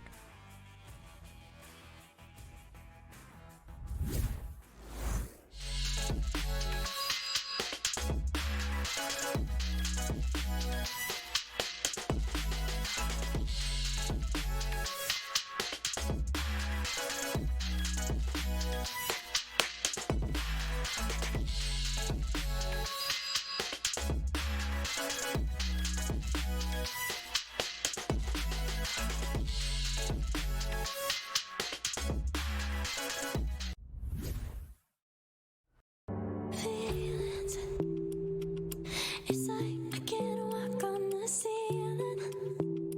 Oh yeah, got me dreaming. They dedicate one person to that disc in the middle, and they have 3 people setting up along the mid side. So they have the regrabs until they reach that bow tie section, and until wait a minute. Okay, thanks for cutting me off there, Kai. Let me get back to it. No, I can't get back to it after that shot. What a brilliant shot. To defend from his attackers, getting it back to Vanzi. Project Mayhem now going for another approach. Vanzi going for that ceiling shot to the law to Palace. Palace going for the shot, but it looks like, I believe he got stunned, which probably put his shot awry. Vanzi with a steal and shot, but a great save. I'm not sure which Joker player it was, but nonetheless, you know, cat-like reflexes there, denying that goal, keeping their 8-point lead. Phoenix's defense, but we'll get the clear up, but bouncing on the wrong side of the tunnel now. The long shot from Sniper. Wow, now that will put them at a 10-point lead. 2 monitors. Make that 3 takes. What am I hiding? Well, many things. Speedy Felix. Like what they did when they did have the offense, right? They were working up the floor slowly on their roll-ups and such, but it's just not having any good luck. What up? And off of the head. I don't know about that decision. Andy sending this one up to Ender. Ender not able to get the grab, still loose. Mozzie gonna pick this one up. Mozzie sending that one up to Jiggy. Jiggy, what did you go to see Jason under pressure? Nice movement there. Mozzie, oh, the stop. Cruising. What's he got, a 7-foot wingspan? What was that? This one down in the bubble. This could be the ice. It is. Dusty there on Baker. Ecstatic going down there to Bally. And Bally is going to get that one in for the 2, and that's going to put Antimatter up by 4.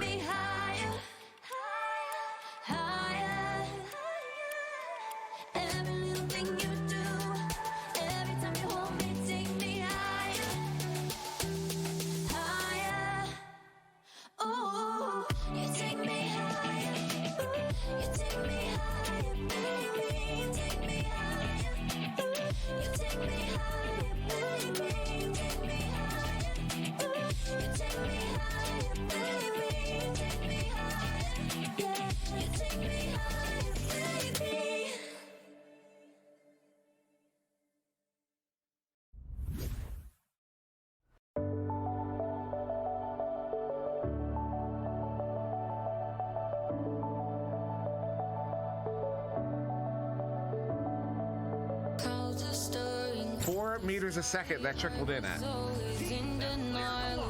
Steel skydiver, near side tube to Caesar. Caesar going back to Steel. And every time I'm so damn lost, what I loved and what I lost, but let's get lost in love tonight. Caesar up to Saluna. Saluna walking it in. Saluna. Oh, going up the moon face.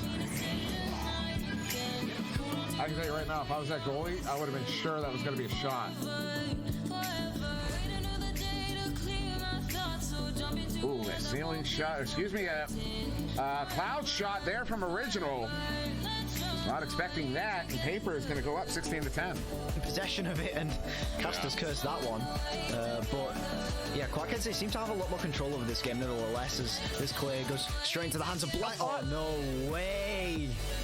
Tarsis with the 56-meter mail slot. This one does turn over once again. Venom picking it up. Venom sending it out. A whole bunch of chains and leeches and players and boosts. Sealable's going to get there first. Takes a shot. Are you kidding me?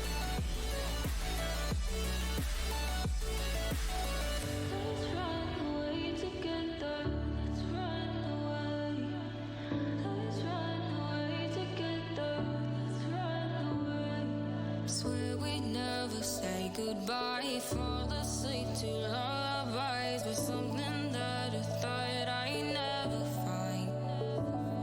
And what is right and what is wrong, and all I ever saw was love. But let's get lost in love tonight. Hear a second voice inside my head, it's telling me to stay the night again and hold on to the words we always say would be. Chain's gonna get a whole bunch of stuff going out the back. The triple puff is an empty. Go off the head of Grebo! Unreal! I don't care if it's luck or skill. That was clutch, is what it was. Oh, Laxi with a beautiful tap pass there to Yakao. Yakao goes down to Grebo. Grebo over the pie. And they're gonna plant it. Front, and as I say that, he does just that. Allows his team to get set up in the front, gets a nice pass up, and here comes the attack from Rebrand, floating into the zone. Coming in here from Blanket, suddenly they're playing quick. The passes come back and forth, and they're setting up inside the zone of Quackheads. Pass downrange to Paddish. They play patty cake between each other here in the bottom of the zone, trying to avoid the boss's stun. There's a good cross, and it's going to be sucked in by Vapor Jack for 2. Post right on the bottom. That was so close. Another attempt for Ryruff and a big grab. Chewy stack. That is immensely clutch. And we've seen some clutch plays here tonight. So now on the recovery, BG over to Chewy perhaps. No, rebounded from Slads, and the game overtime was had. Wow.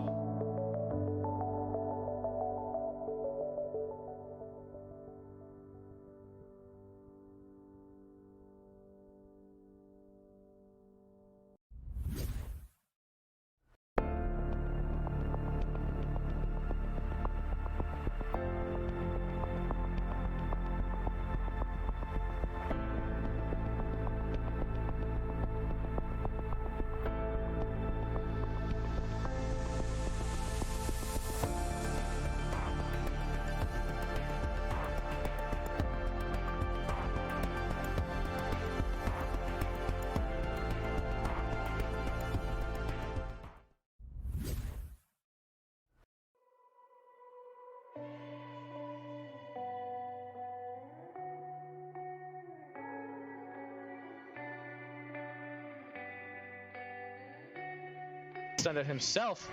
Just gets the pass off to Steel Skydiver, looking for the cross pass to Caesar. Caesar looking for another quick pass. No, it'll be stolen here from Strem and cleared out to the side and picked up by Zenith, and he'll finish off the clear. Great defensive play here from Ken Gorillas. To the cloud. And the Law bringing up the floor. So 1 minute in and scoreless. My brain isn't deceiving me. I think that's how we started the first. Oh, maybe that was the earlier game. I don't know. Time is a construct, and one that I do not have just as much as the math. Numbers, but recovers. See Jason with another great grab and doing that year to year, season to season. You know, Jason.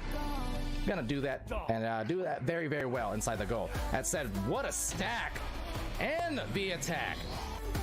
Easily picked up here by H-Money. H-Money going back to Zux, and Zux trying to forward this one up. Does find Citizen. Citizen with a good juke and over to Elusive. Elusive maybe with a long shot, but no, instead finds Zux, and Zux takes a 3 and puts it in. Well, the pass coming through will just be intercepted by Snow Blue. Now clear not coming through, will just bounce back in the hands of Snow Blue. Snow Blue looking for the clear, and it will make its way through. Grimy now going for a shot, a nice long shot, 3. On the left, he passes left, and there is Supreme. Oh, but what a supreme save by Zux and a clear. Yeah, cannot get it by that defensive wall of Zux this time. So showing again all the moves back to back, and there's another save. Suddenly, these teams can't make a thing. Making his way forward, we'll send a quick pass down to Emil. Emil will look for the pass. We'll just duke out that first defender back with a stop. Maboop going for a long shot, and look at that placement. Now taking this one, perhaps looking for a dribble, as we know High Voltage likes to do. We've seen him do it a couple times. There is that dribble. They're looking for the shot here. Goran takes it in. He puts it in for the 2. They're up by 3. Wow. Some boosts way down the field there. Sweaty the recovery, with defense not far behind. Chu getting it stolen by Akari, and could it be? Wow, what a 3 that was! 17 meters a second and 36 meters down. Onto it as they do finally apply the pressure. Here comes finally the full clear. Maybe they can attack. 2 minutes left. It's still a 2-goal lead. They've managed to weather this storm. And as I say that, Padman finds himself a half-court 3 to make it a 3-goal lead.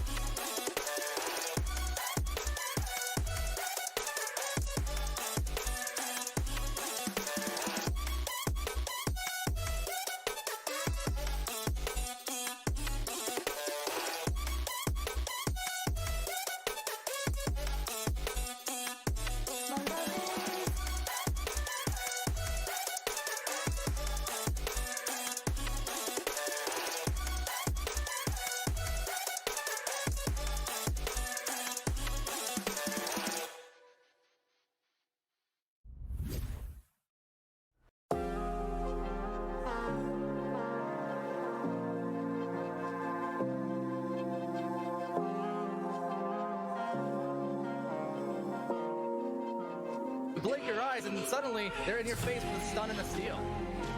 Yeah, not trying to recover on it. They do ultimately Lit sending that one out. Sweet Tooth, the both of them getting down there. Sweet Tooth now far side. Lit looking to send that pass, but Aurora already in the bubble. Oh, are you kidding me? Dick was in Steel Skydiver's face. In his face, completely screened out, and somehow Steel got the grab on that. Are you kidding me?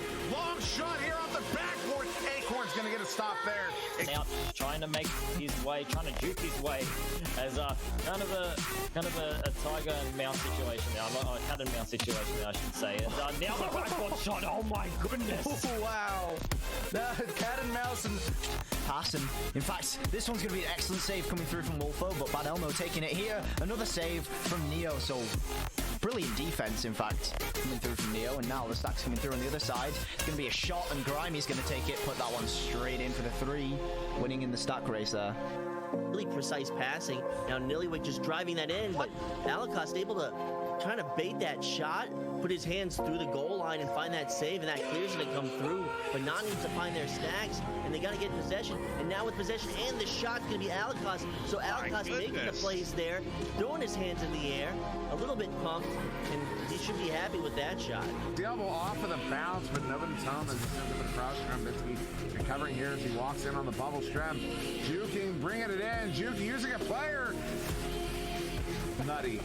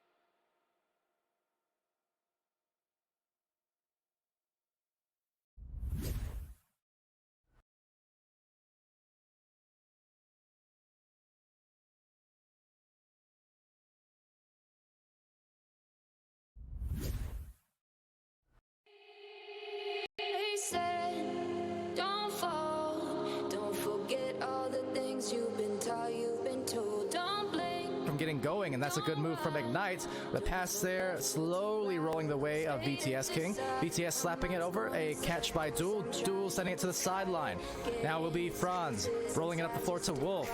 Wolf on the approach, handing it out to the corner. There's a team play, but there is the save away, and Phoenix through to bring it within one.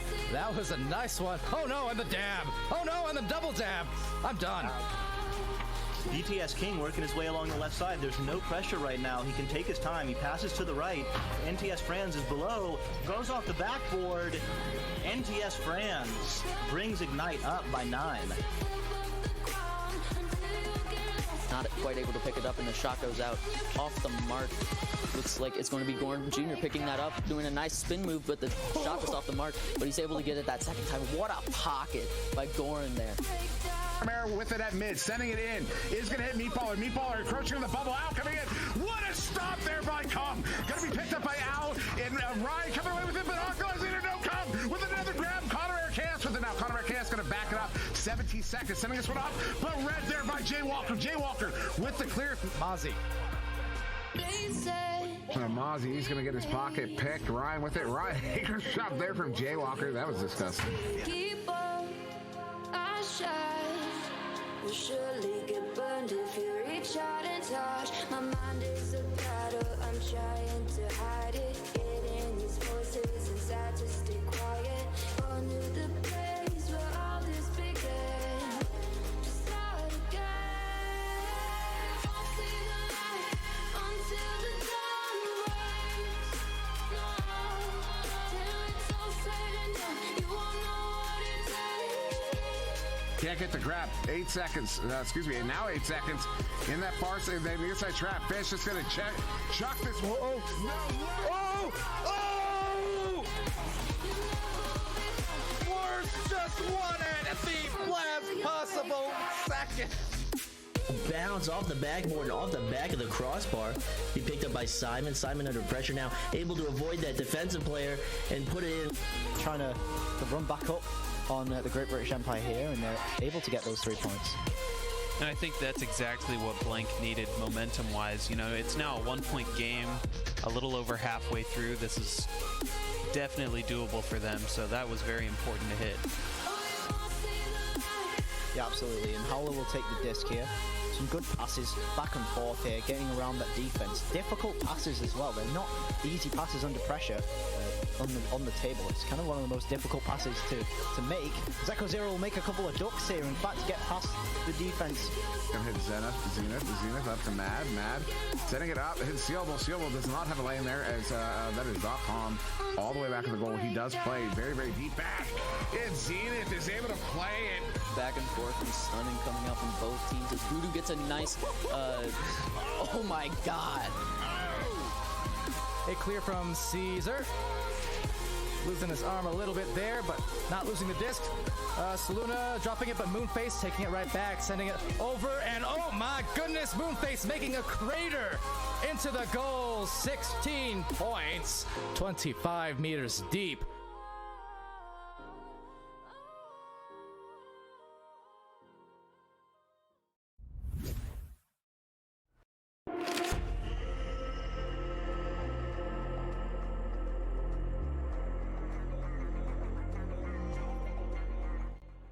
Hi, my name is Mozzie and I play for Ethereal.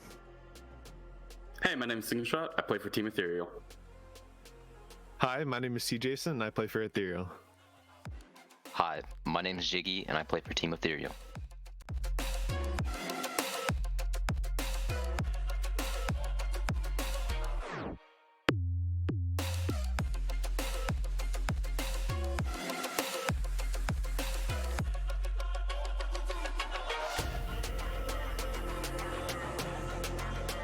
So my role in the team is, well, technically I'm the goalie, but I also do things like QB and play the back line. So I like to think of it as like I'm the big brain of the team. You know, sometimes I call the plays and I kind of guide them on offense and defense. I like how we can have fun and be serious whenever we want to. Are you saying we're a bunch of trollers, Jiggy? Yep. That's so toxic.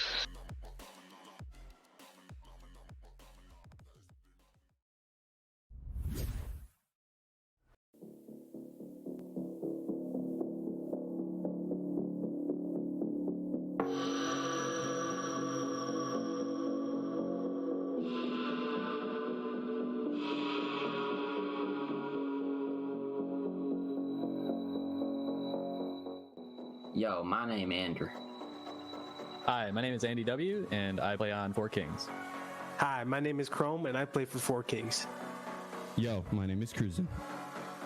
We want to grow as a team. We're kind of a new team, and I've never played with Cruisin or Ender before, and I know we have like a new chemistry, and I think it's going to be good, but I kind of want to see that grow. I honestly think one of our biggest strengths is that we're all like friends, right? So it's like I feel like we can grow over time and become better because we're homies and friends and lovers. Naturally, we're just better.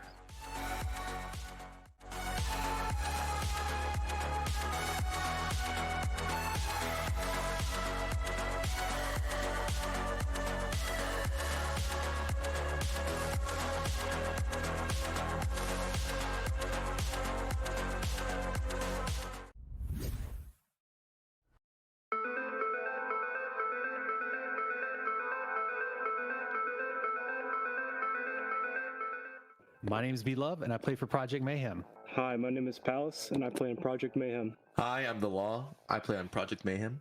Hi, my name is Banzi. I play for Project Mayhem. We are excited to change up the game, create some new metas, and to create entertaining matches. I think our greatest challenge this season is definitely trying to get into that super top tier of the master tier and competing with those guys and at that speed and just that level of experience. How we're going to get to it is the tough part, and just basically put in the work and stay positive and just build team chemistry.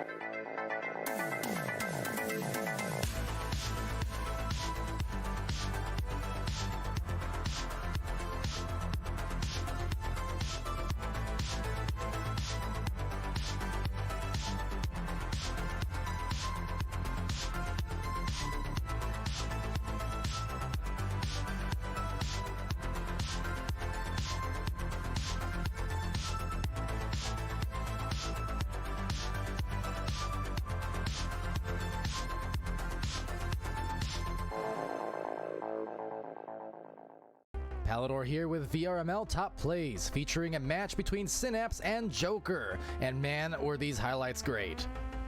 13 plays on this list, starting off with some good defense, but Joker escalates their crimes from jaywalking to straight-up thievery.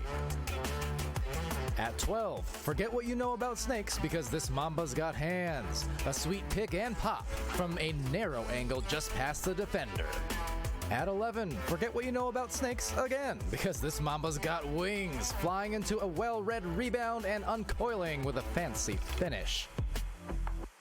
Number 10, it's game from Joker doing what he does on the regular with a tight fadeaway as the clock fades away on round 1.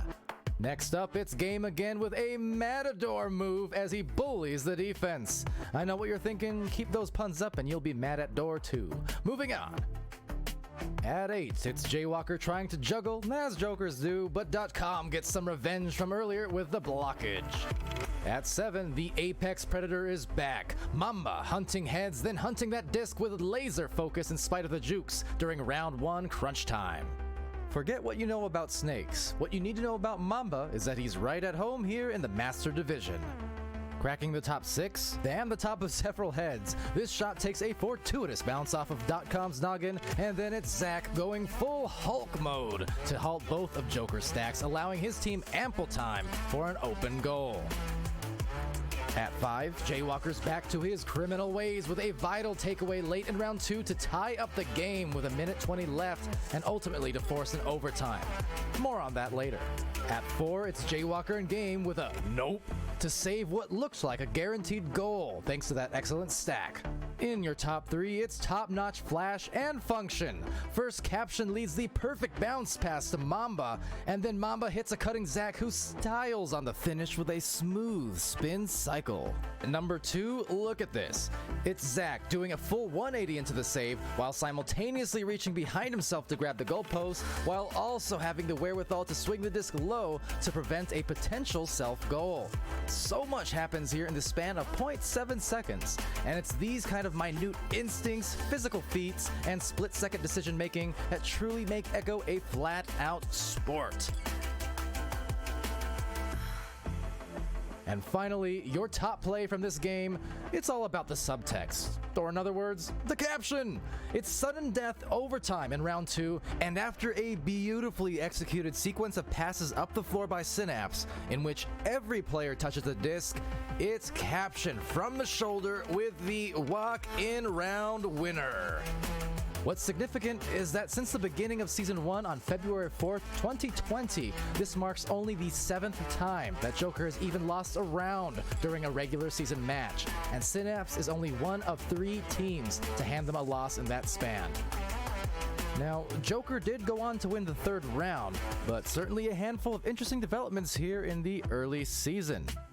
But with that, I've been Palador, and this has been VRML Top Plays. Thanks for watching, and we'll see you again next time. Good afternoon, Jacks and Jills. I'm Matsuya Demui, and this is 3 Minute Meta. Bubble defense is going to be the final topic I cover in what I am calling the core of this series. This is not the end of 3 Minute Meta, but it is the end of this more structured and general section. Each new video in the series will be covering a specific aspect of strategy, going into a short deep dive or breakdown of why strategy did or did not work in a given scenario, or covering other topics that this first section did not, such as launch configurations or more specific plays in a given scheme. But with that out of the way, let's talk about bubble defense. The concepts behind bubble defense are fairly simple and straightforward. If the offense breaks through mid, drop back and defend the bubble. Once you're in the bubble, coordinate your coverage. Cover lanes at the edge and cover bodies in the bubble. And most importantly, never leave the goal uncovered. Of course, in simplifying to such a degree, we're ignoring a lot of nuance and more specific strategies. But much like everything else in Echo Arena, the specifics can be innumerable, and the meta, particularly in regards to defense, is still actively evolving. When set up in the bubble, it is common to see the offense hold the disc deep in the neutral zone. Their intent is to draw out your defense. In general, if you have the lead, you can let them sit there and burn the clock down. However, if you are behind, all that time lost is time that you could use to regain the lead. If you decide to challenge the disc carrier, there are 2 general options, single or chain. The trade-offs here should be apparent. A single player is more vulnerable and will generally take longer to get back to the bubble, but if they get stuck out, you are down only that one player. A chain, on the other hand, may be more effective and can get back to the bubble quicker, but if they get stuck out, you're down 2 players. Neither option is more ideal as a rule. It ultimately comes down to which option your specific team is better at executing or which option your specific opponent is more vulnerable to. If the offense is setting up just outside the bubble, commit your defenders to covering their shot lanes. In general, don't leave the bubble to cover the player, but rather stay inside the bubble while keeping your body between that player and the goal. As the offense starts sending players into the bubble, these players should be called or assigned and covered man to man. Be mindful of stunning here, as a poorly timed stun on your part could end up as a well-timed invulnerability on their part. If coverage is solid, the disc carrier may opt to drive in instead of pass. If a defender is going to dive at the carrier, they should be diving in the pass lane to the player they were otherwise covering.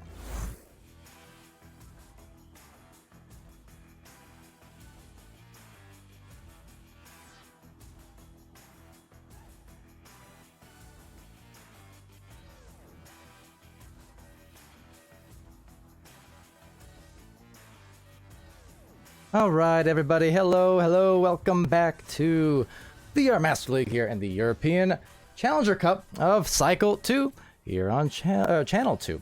So obviously, we got a lot of streams rolling, a lot of casters going here across Channel 1, well, slash the venues channel, the main channel there in VRML. Got a very critical match there about to happen. You know, got Everest facing off against Clockwork. Meanwhile, here on Channel 2, continuing to follow Ronins as they face off against Exploited. And on Channel 3 will be Nant Esport versus Baked Potato. So every match that's happening, well, every match is covered. So for those joining here, there, or anywhere, thanks for doing so. Once again, I'm Palador. What's up, Dan Mack? Welcome to the chat, and thanks for stopping by. So we're about to start off here in this match between, again, Ronins and Exploited. Ronins coming in off just a few tough losses, unfortunately, for them across these last 3 rounds. So close in a lot of these series. Had a couple tech issues here and there, disconnects, and, you know, again, hoping for them they can rebound into a successful round here, a successful series against Exploited. Exploited's been doing some pretty good work in their own right, winning their matches here, 2-1, I believe. Looks like we don't have it quite updated on this site. I know for Everest and Clockwork, those teams competing on channel 1 and the venues channel as well. You know, in the top 2 slots, and again, you know, these matches, the top 2 teams are the ones who advance into the Master Division from Diamond, get promoted. So definitely some excitement in the air.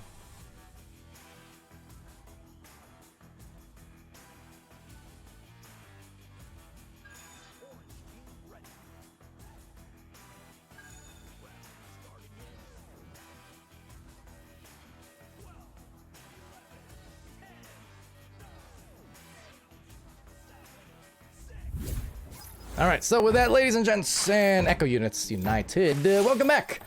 Let's go!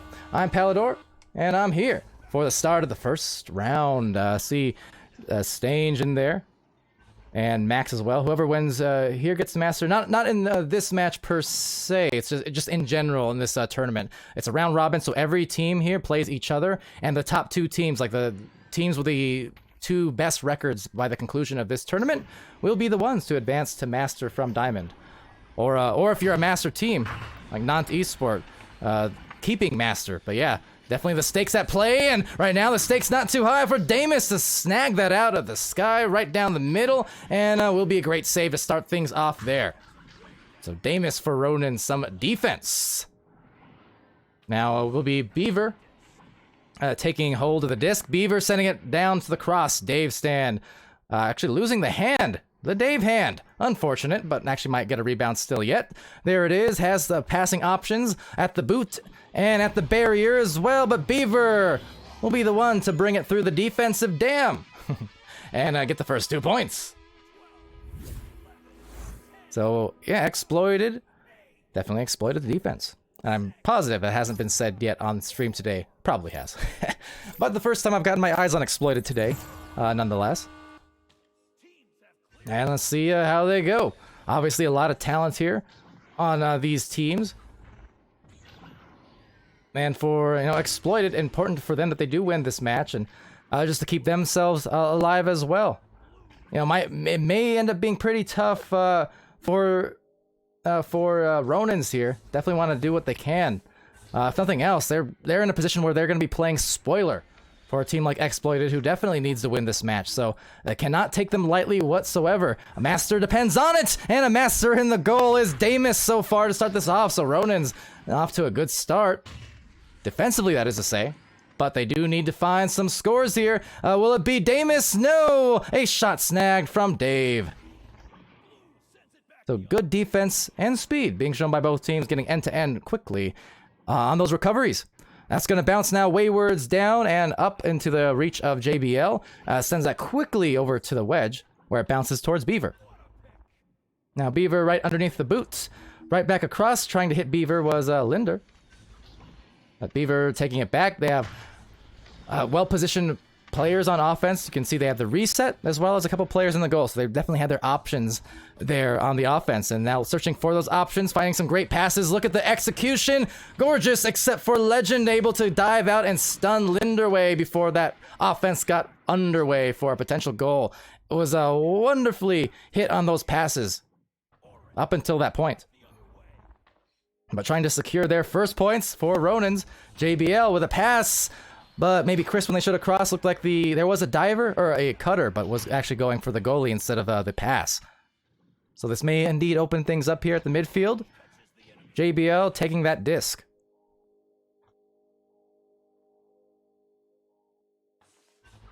All right, so now across to Damus again. Damus back to JBL, working in some great passes of their own right. Up by the shoulder, taking hold is Gracchus, but hold on, there's a stack. Causing a racket. Once more, been a frequent theme for sure. Dave Sand trying to get the disc, but look at that blazing stack coming in just in no time at all, and now wasting no time on the shots. Dave Stand 14 meters deep for the 3. That's 5 for Exploited.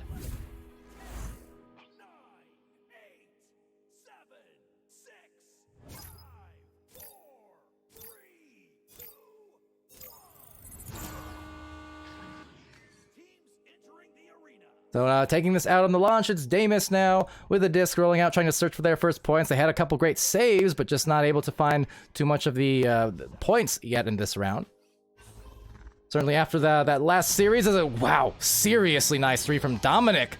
Knocking it down like a domino. And you know, they're up by 8-0. Halfway through this round. Very quick was exploited there to just capitalize on an exposed goal following the turnover. Nice work.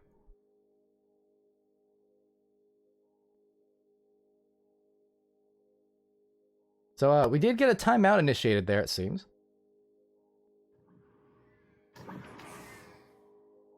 Looks like a dropout, and kind of alluded to this earlier. It was unfortunately Ronan's having those struggles with the connection. JBL has been kind of the frequent disconnects, been the victim of frequent disconnects here across every round so far on stream here on VRML Channel 2. Highly unfortunate, but just doing what they can to get them back. And we'll be down by 8 points this time, so certainly tough.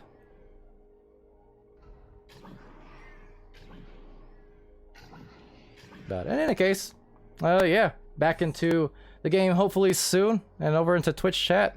Don't know what's going on with y'all, but yeah, just vibe. Nothing else. No bad vibes, only good vibes up in here. Pretty please. Yeah, this is the 4th match here for that's across these streams at the moment, across VRML 1, 2, 3.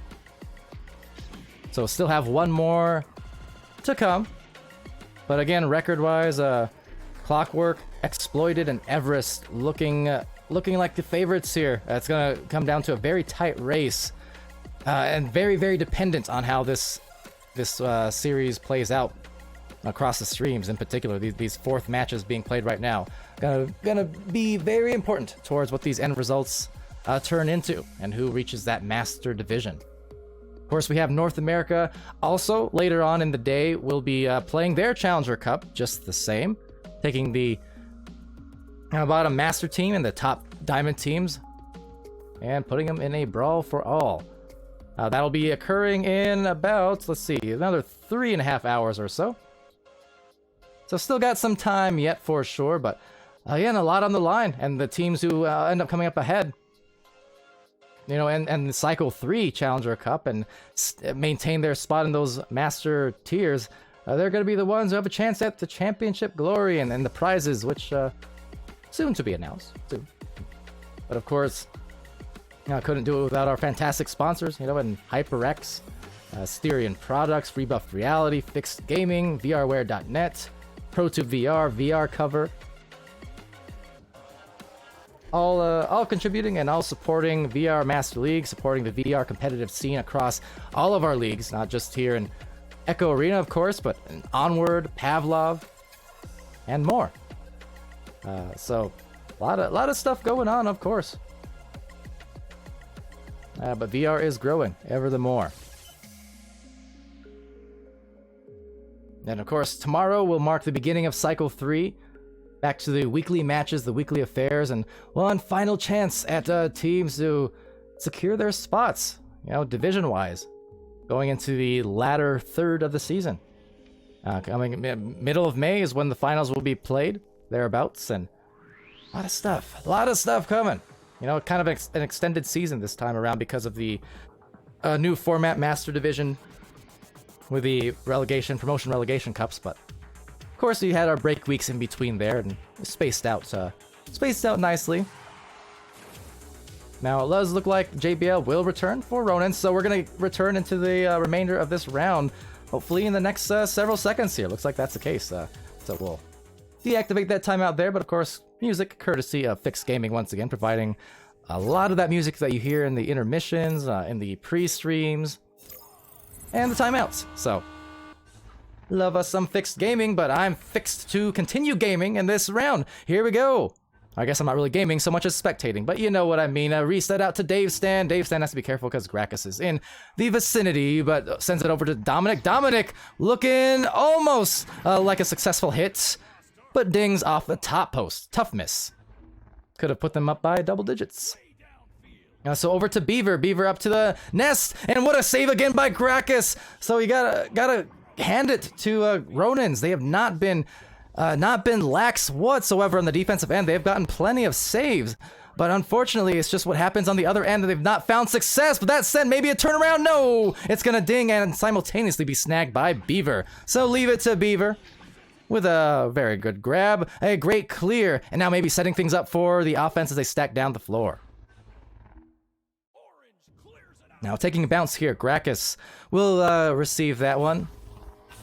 Now does know that the defense is kind of in the area, so has to be careful with how they opt to throw that down. Instead, a brawl and a steal. Damus back up to the nest. And look at the release point there from Legend, the Legend. Wasted no time. That was just out of the hands just as quickly as it arrived there.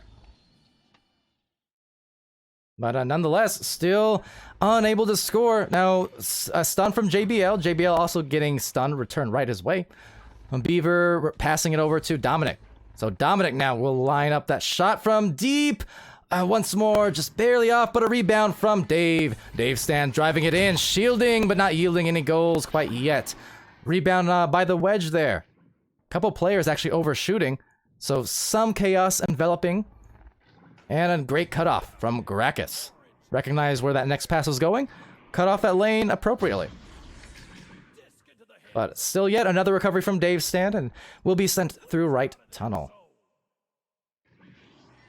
Now up high will be picked here. Snagged by Dave. Dave for the goal right down.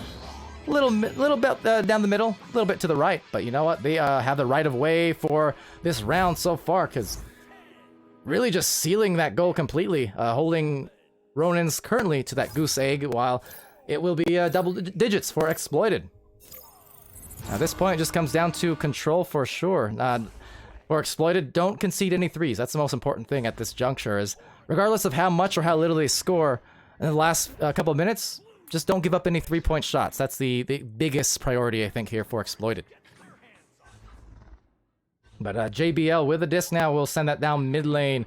There's some stacks approaching for either team, but everyone overshooting as Brawl's now enveloped in the midfield. The Legend with a disc. Legend trying to evade Dave's stand, and actually does so some way, somehow, kind of wearing the defense as clothing, it seemed like. But that said, closing the deal was Damus, making the highlight reel as well. 11-3, and Ronin's getting their first score here.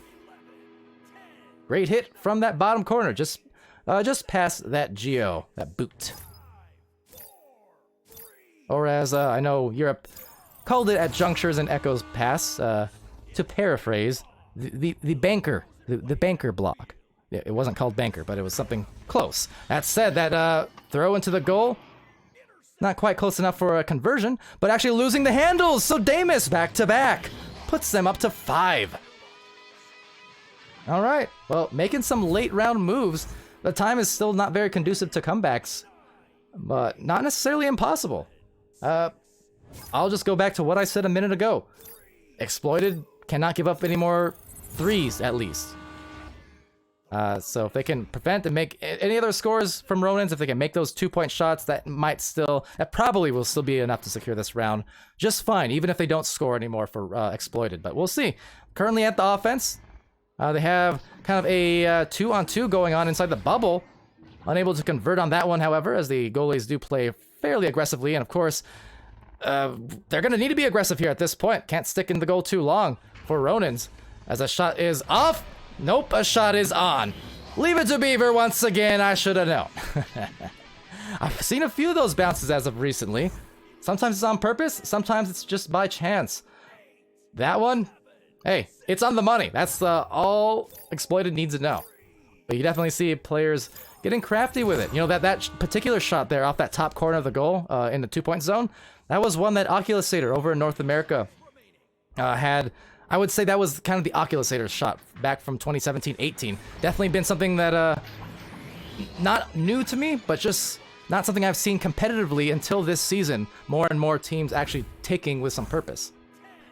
Now, JBL does score one more time here as the clock winds down in the first round, but victory will go to Exploited no less.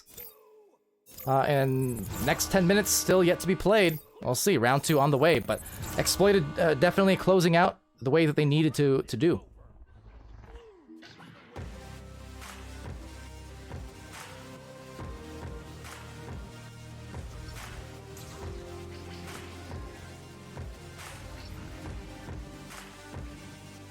So redirecting you over to the stats screen again, courtesy IgniteVR.gg. Go download Spark, formerly known as IgniteBot, over at IgniteVR.gg. So go download it. Super helpful. Gets not only can keep track of stats, stat pulling and such, but has Atlas integration as of the last couple updates now, an IgniteBot, which can host matches for teams. Scrims, whatever. You can host your private servers and then get everyone into the servers immediately without invites.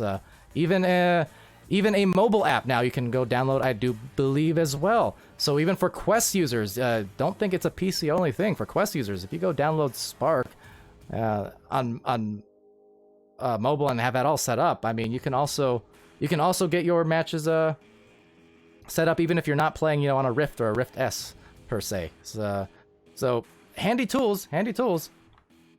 Circumvents the entire invite process. And if you happen to drop out, can get you back into matches even quicker. So, with that though, round 2 is about to start, so let's get right back to it. Shall we?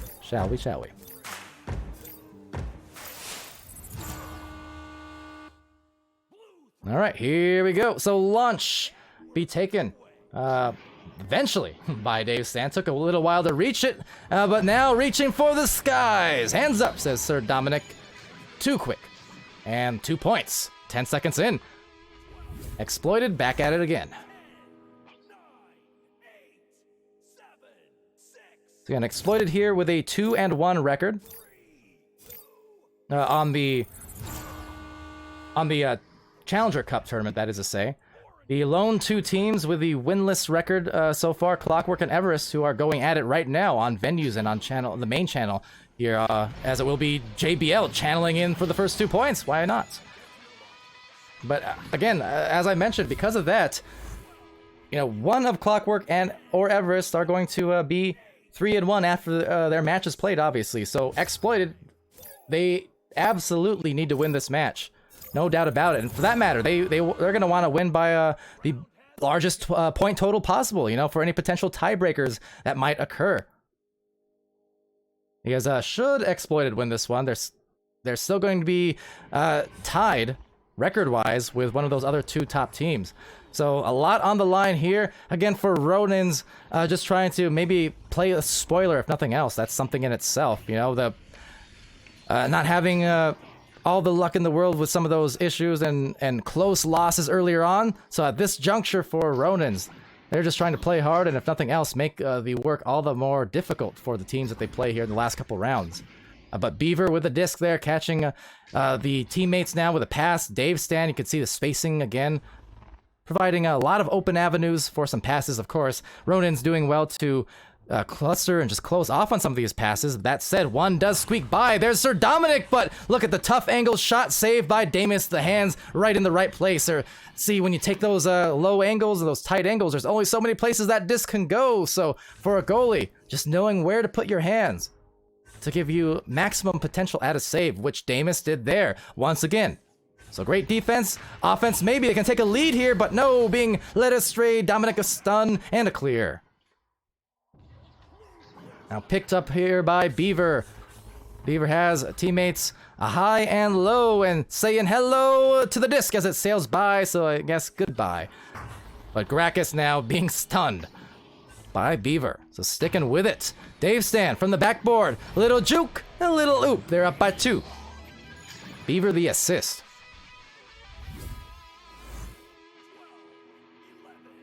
So competitive start to this match, this round so far. Although now a timeout initiated once again. Not sure the who's, what's, or why's, although it was unpaused immediately, so I'm half curious if that was one of those accidental presses. You see how the players, they respawn, and then they kind of tap off of this podium. Now, if you're not careful, you're going to tap that button instead and initiate pauses. That could have been the case. May have been the case. But I'm only guessing here. Regardless, 7 minutes left in this round, and we're right back into it. So jousting out on the offensive advantage will be Damus for Ronins. Now we saw that stack in the midfield. They're just trying to squeak their way around and pass around that stack if they can. Definitely a tough task, and eventually the turnover will be caused. But of course, you can make up for any mistake with just pure speed, and we see that from Ronins. They managed to get back into the defense rather quickly and at least disrupt the offense for Exploited before they can get too much going. There they go again. JBL, nice stun out there, continuing to dive out and play right up in their face. So definitely grilling them here. Beaver with a disc. But again, the aggressive defense playing all out of the bubble.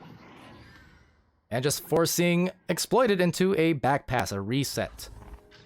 What you need to do, right? If things get super clustered while you're on offense and you don't like what you're seeing, try to find someone to back pass it out to, reset it. You know, get a better look. This said, if they can get a rebound here, that would have been a great look. Would have been a great look to tie it up, potentially. Maybe even take a lead if they can get a 3. But they will pass it off. Beautiful handoff. A little bit risky, admittedly. But it will get from Legend to JBL. JBL B1. And they are now back on the scoreboard to tie. Nice round so far.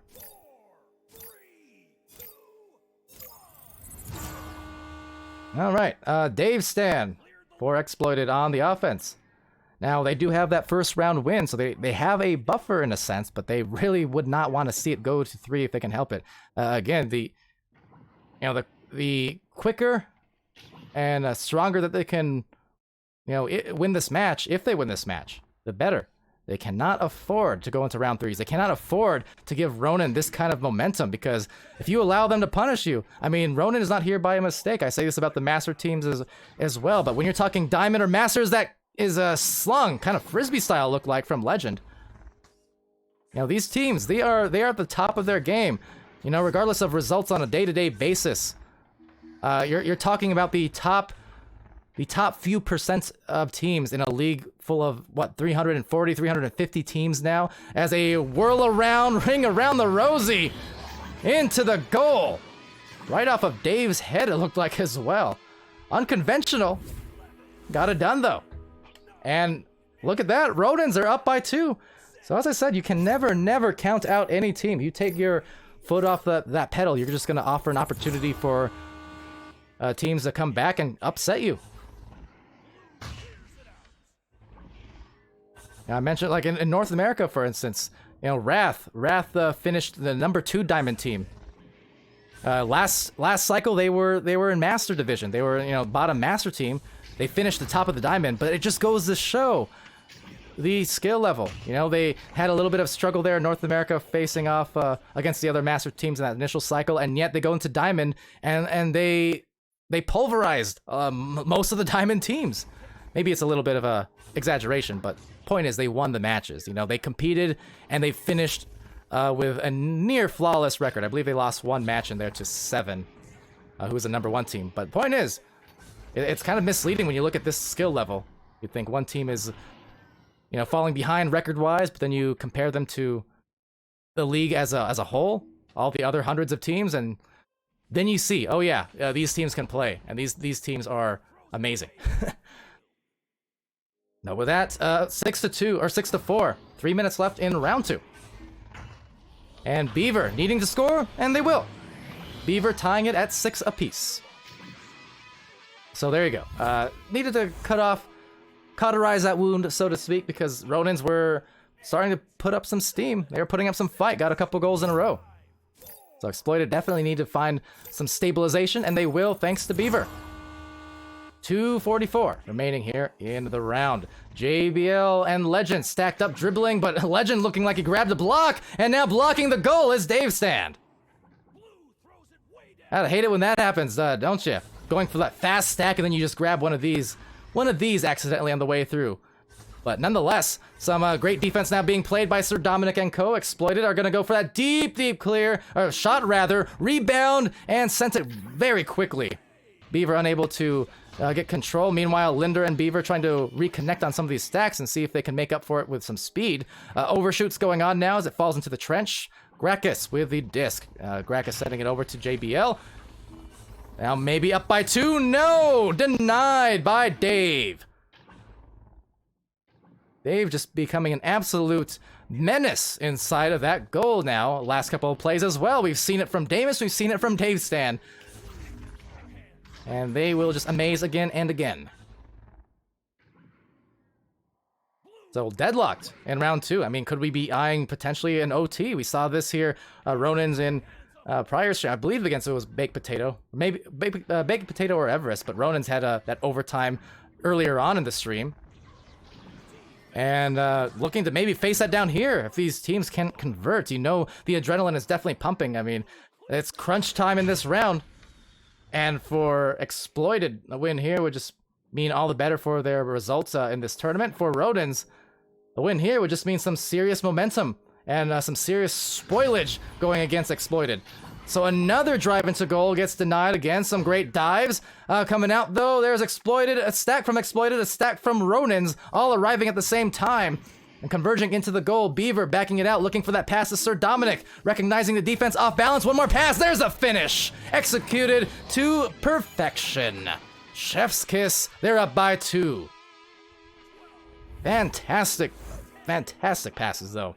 In the clutch, no less, after almost 2 minutes of action without a score. So 30 seconds for Ronins to cause a ugly twist of fate for Exploited and force this round 3. They can definitely do it. They're looking to do just that. Gracchus just passed it, though. And now we'll be back to a rebounded hand of JBL. JBL looking for a deep one and sent that, looking for maybe a win on a goalie who was bothered, but unfortunately there was more defense in the way. So Sir Dominic recovering, Sir Dominic sending, and with no time left, the risk doesn't pay off, and it will be 8-2 in round 2. Exploited taking the sweep.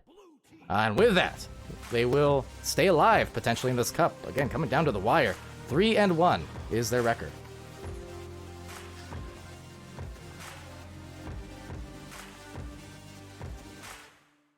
Very close.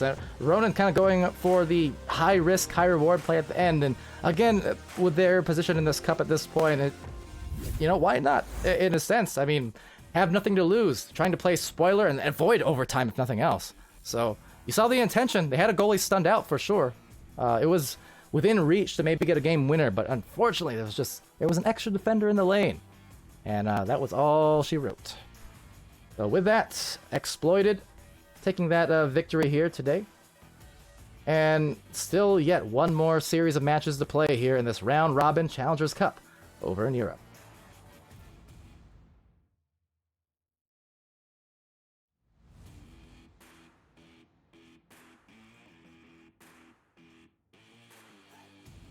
Now, I'll see what's going on as well, because again, we have all the channels currently streaming, getting all these matches casted as we can. Of course, over on venues and Facebook Live, and on the main channel, VR Master League, you have that very important match between Clockwork and Everest actually still ongoing, and it's in a round 3. So for those who are still listening to me on channel 2 here, go make your way over to the main channel. I'll even post a link just to make it even easier for you guys. But you're going to want to go see that. There's only 4 minutes left between Clockwork and Everest. It's in the 3rd round, and it's tied 4-4. So man, that's as close as it gets. Big match with big implications happening here, because whichever team between Everest and Clockwork wins, they're gonna likely secure their spot there into the Master Division. So excitement going, and Everest just took a 2-point lead on that note. So go tune in. Meanwhile, over on this channel, I'm gonna send it to a little video intermission. We'll play some of those videos from our creators team, of course, and yeah, make your way over to those other channels and catch the final minutes of these rounds, and we'll be back here by the end of it to close off this Challenger Cup and see who's the new master teams of this league and of this region. So stay tuned.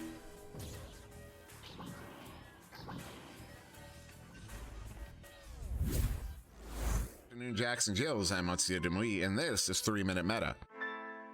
Bubble defense is going to be the final topic I cover in what I am calling the core of this series. This is not the end of 3-minute meta, but it is the end of this more structured and general section. Each new video in the series will be covering a specific aspect of strategy, going into a short deep dive or breakdown of why strategy did or did not work in a given scenario, or covering other topics that this first section did not, such as launch configurations or more specific plays in a given scheme. But with that out of the way, let's talk about bubble defense. The concepts behind bubble defense are fairly simple and straightforward. If the offense breaks through mid, drop back and defend the bubble. Once you're in the bubble, coordinate your coverage.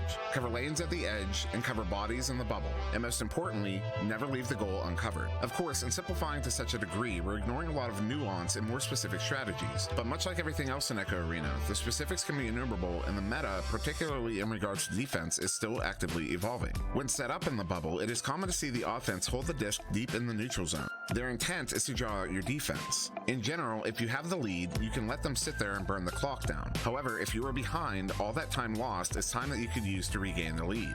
If you decide to challenge the disc carrier, there are two general options, single or chain.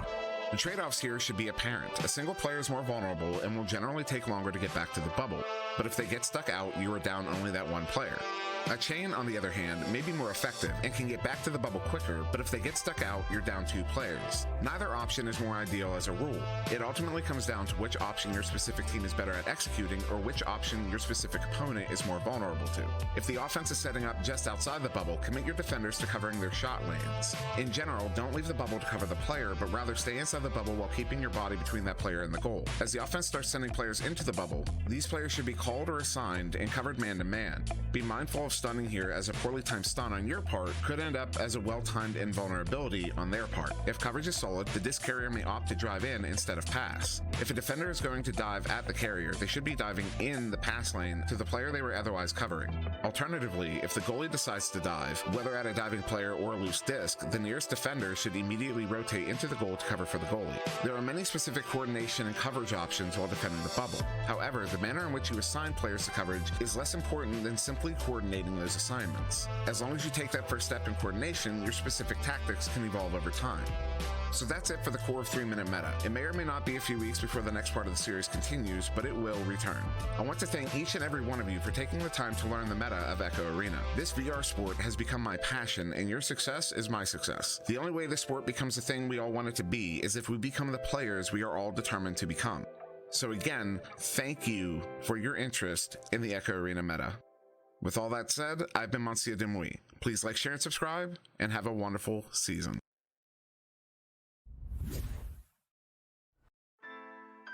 Good afternoon, Jackson Jills. I'm Monsieur Demouy, and this is 3-Minute Meta. In this installment, we are going to cover resets. In the next couple videos, we will be going over neutral zone offense, but before we can do that, we need to touch on resets. A common synonym for reset is a back pass, but these are in fact two distinct things. A back pass is nothing more than the act of sending a pass to a teammate in the direction of your own goal. A reset, on the other hand, is a specific type of back pass with a specific purpose. When you send a reset to your backliner, you are in effect resetting the play. You are restarting your attack effort. When we talked about zones, we also talked about the 2 stages of attack in Echo Arena, and that these 2 stages are at mid and bubble. So when you are resetting the play, you are allowing your team to properly set up for an attack on either the mid or the bubble. In either situation, this setup is taking place in a neutral zone, and that back pass, that reset, is being sent to a player in the backfield of that given neutral zone. So when is it appropriate to reset the play? This is actually fairly simple to define. A reset will generally only occur in the following situations. 1, you've just broken through mid and are intending to set up to attack the bubble. 2, you just forced a turnover in your own zone. Or 3, your first attempt to attack a zone failed and you have maintained or regained possession of the disc. This isn't to say that you should always reset in these situations. Rather, there just really aren't any other situations that will call for a reset. It's an obvious point to be sure, but only because in making it we ignore the nuance of exactly when a reset is most appropriate. Another important factor to consider when calling for a reset is your numbers situation. How many players do they have between the disc and the attack zone, and how many players do you have for a coordinated attack? If your number is smaller, you likely want to reset the play in order to obtain a better number situation. One of the most difficult bad habits to break in Echo Arena is the inclination to always be moving forward. which also makes resets one of the most difficult good habits for a team to develop. The core of the breakdown lies in a lack of strategic consideration. If you're in a situation that would otherwise call for a reset, you are likely in a situation where the defense has an advantage. If you continue to drive forward despite being at a disadvantage, you increase the chances that the defense will stop the drive and force a turnover. This is a poor strategic decision, even if it sometimes still earns you a goal. You have to train yourself both as a team and as an individual to recognize your strategic situation at any given time. Being able to break down the arena into simple terms, in this case numbers, makes it easier to keep an eye on the overall strategic situation. So long as you're aware of your number situation, you should typically be able to determine when it is appropriate to reset the play. So in the next two videos, we'll be going over neutral zone offense, which I break down into two sections: turnover offense and bubble offense. Following those videos will be my bubble defense episodes, so to those of you that have been requesting it, this is your roadmap to when I intend to deliver on that. But as always, I thank you very much for watching. I've been Monsieur Demouy. Please like, share, and subscribe, and have a wonderful day.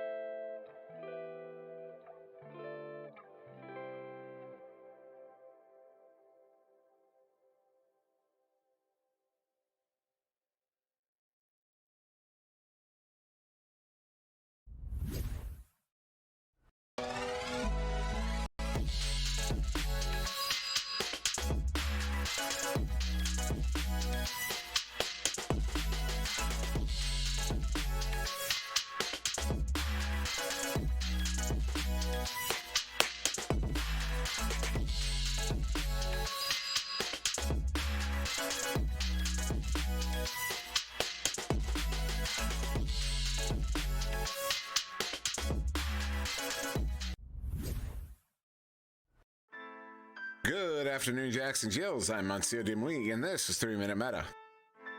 In this installment, we are going to cover turnover offense. Unfortunately, for the vast majority of Echo Arena players, turnover offense amounts to a single strategy: clear and boost. And while a coordinated clear and boost strategy is certainly not a bad one, it is also not the only one. Furthermore, there is a fine line between a coordinated clear and boost strategy versus a panic clearing and hoping you have some teammates close enough to chain together quick enough to get to the disc before the other team strategy.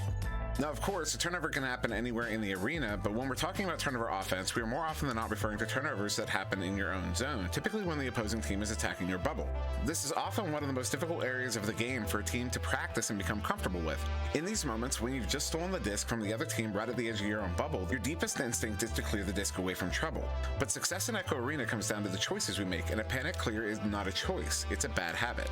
But before we get to choices, the most important part of a turnover offense is communication. When you score that turnover, it should be immediately communicated that you are in transition. This tells your teammates to begin setting up your turnover offense. This is so important because you may only have a few seconds to react in this situation, so the sooner everyone is on the same page, the better. If you're going with a clear and boost strategy, the moment the disc turns over, a pair of players should be linking together to chain after the disc. You should know before the other team when the disc is getting cleared with instructions on where it is headed. They do not need to be overly specific, but just announcing where the disc is heading as you throw it can give your chain the advantage over an opposing chain. Once the disc is cleared, your remaining two players should typically link together and boost downfield so you can set up an attack on the bubble if needed. The common alternative to a clear and boost offense is to set up in a passing formation. This is very much similar to choosing an offensive joust scheme. The moment a turnover happens, your team should start fanning out in an offensive formation looking to set up an attack on mid. What is important here is that everyone has an assignment and knows where they should be going. The specific scheme you choose matters, but not as much as simply having a scheme. In any case, when setting up in this formation, it should also be seen as setting up to attack mid. Where clear and boost is more like an aggressive joust scheme, formation passing on a turnover is generally deploying more of a protect scheme. Passes here should generally be quick, with no one holding the disc for longer than a few moments. If the defense is operating with a chain, there should be an effort to break up or otherwise slow down the attacking chain to clear space enough to get through mid. If the defense is playing with an aggressive man, you need to be winning those 1v1s, otherwise known as your 50-50s, in either slipping in front of your defender or setting them out and leaving them behind. The goal is to move up the field as a unit using your passes to keep the defense off balance. If you are having trouble progressing forward, consider a reset to draw the defense into your zone and then make another attempt with more space in mid. As always, thank you very much for watching. If you have any questions, comments, or concerns, feel free to leave them in the comments section below. I have been Monsieur Demouy. Please like, share, and subscribe, and have a wonderful day.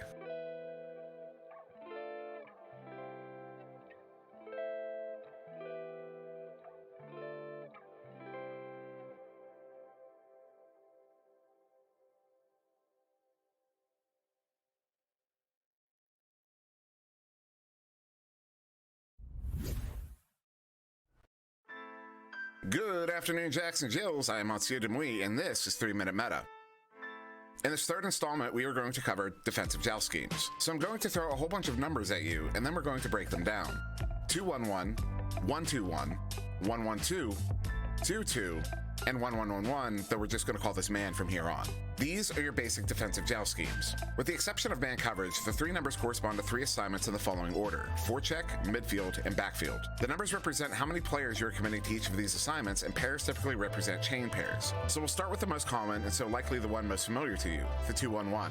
This scheme is typically run by sending a chain in the direction of the opposing team's quarterback, sending one player up to mid, typically to cover a pass option, and leaving a player back to guard against long shots, deep passes, and clears. It's the most common style of defensive coverage because it also tends to be the safest to run. Any players you send deep are in a pair and so can boost back on defense. There's a goalie protecting the bubble and goal, and the midfield player is not too far out to generally get caught behind the play if the offense progresses through mid. Conversely, a 1-2-1 scheme, while used a fair bit at the competitive level, is also a generally vulnerable scheme.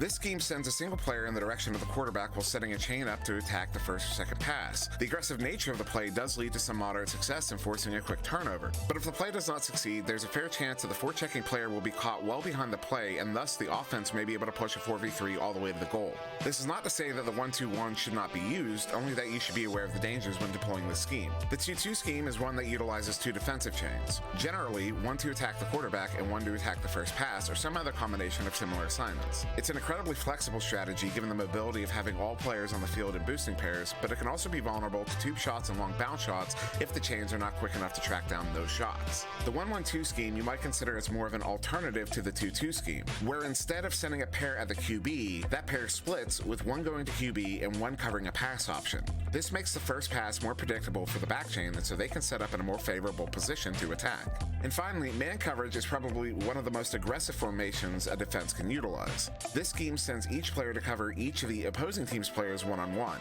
The idea is to take out all available options while also applying a pressure to the quarterback in order to force a bad pass or otherwise any manner of turnover. So long as you're aware of the position of your teammates and can quickly get back together to change your bubble in the event that the coverage breaks down, man coverage should only be moderately more vulnerable than a 2-2 or 1-1-2. So now I'm curious, what sorts of defensive schemes have you seen deployed? Which ones do you consider the most effective? Do you think I missed something or got something wrong? Or do you have any ideas for other 3-minute metas? Please leave them all in the comments below this video. I will be reading through all of them, so feedback is greatly appreciated. But that's it for this installment of 3-minute meta. In the next, we are going to cover initial attack vectors. I've been Monsieur Demouy. Please like, share, and subscribe, and have a wonderful day.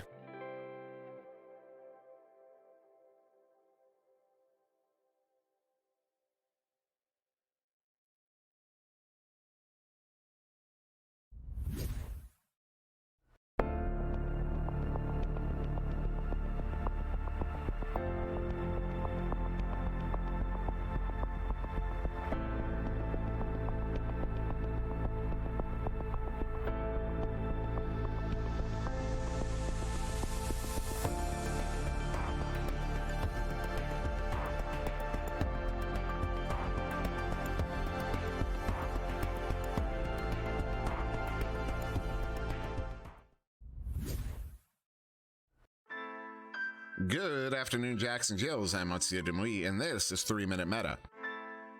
Bubble defense is going to be the final topic I cover in what I am calling the core of this series. This is not the end of 3-minute meta, but it is the end of this more structured and general section. Each new video in the series will be covering a specific aspect of strategy, going into a short deep dive or breakdown of why strategy did or did not work in a given scenario, or covering other topics that this first section did not, such as launch configurations or more specific plays in a given scheme. But with that out of the way, let's talk about bubble defense. The concepts behind bubble defense are fairly simple and straightforward. If the offense breaks through mid, drop back and defend the bubble. Once you're in the bubble, coordinate your coverage.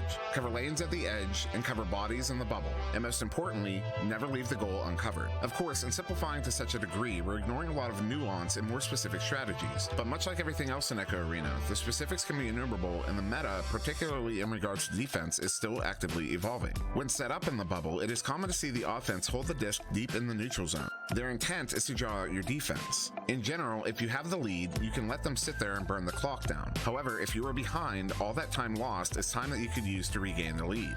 If you decide to challenge the disc carrier, there are two general options, single or chain. The trade-offs here should be apparent. A single player is more vulnerable and will generally take longer to get back to the bubble, but if they get stuck out, you are down only that one player. A chain, on the other hand, may be more effective and can get back to the bubble quicker, but if they get stuck out, you're down 2 players. Neither option is more ideal as a rule. It ultimately comes down to which option your specific team is better at executing or which option your specific opponent is more vulnerable to.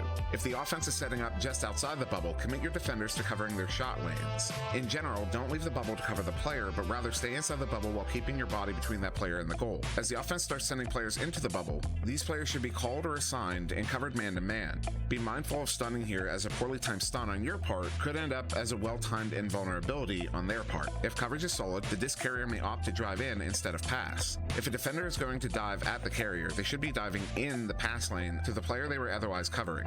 Alternatively, if the goalie decides to dive, whether at a diving player or a loose disc, the nearest defender should immediately rotate into the goal to cover for the goalie. There are many specific coordination and coverage options while defending the bubble. However, the manner in which you assign players to coverage is less important than simply coordinating those assignments. As long as you take that first step in coordination, your specific tactics can evolve over time. So that's it for the core 3-minute meta. It may or may not be a few weeks before the next part of the series continues, but it will return. I want to thank each and every one of you for taking the time to learn the meta of Echo Arena. This VR sport has become my passion, and your success is my success. The only way this sport becomes the thing we all want it to be is if we become the players we are all determined to become. So again, thank you for your interest in the Echo Arena meta. With all that said, I've been Monsieur Demouy. Please like, share, and subscribe, and have a wonderful season.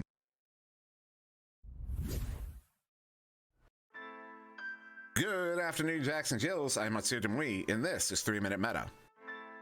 In this installment, we are going to cover resets. In the next couple videos, we will be going over neutral zone offense, but before we can do that, we need to touch on resets. A common synonym for reset is a back pass, but these are in fact 2 distinct things. A back pass is nothing more than the act of sending a pass to a teammate in the direction of your own goal. A reset, on the other hand, is a specific type of back pass with a specific purpose. When you send a reset to your backliner, you are in effect resetting the play. You are restarting your attack effort. When we talked about zones, we also talked about the 2 stages of attack in Echo Arena, and that these 2 stages are at mid and bubble. So when you are resetting the play, you are allowing your team to properly set up for an attack on either the mid or the bubble. In either situation, this setup is taking place in a neutral zone, and that back pass, that reset, is being sent to a player in the backfield of that given neutral zone. So when is it appropriate to reset the play? This is actually fairly simple to define. A reset will generally only occur in the following situations. Alright, hello everybody, welcome back to VR Master League Channel 2, and we're back here now for the conclusion of our European Challenger Cup of Cycle 2.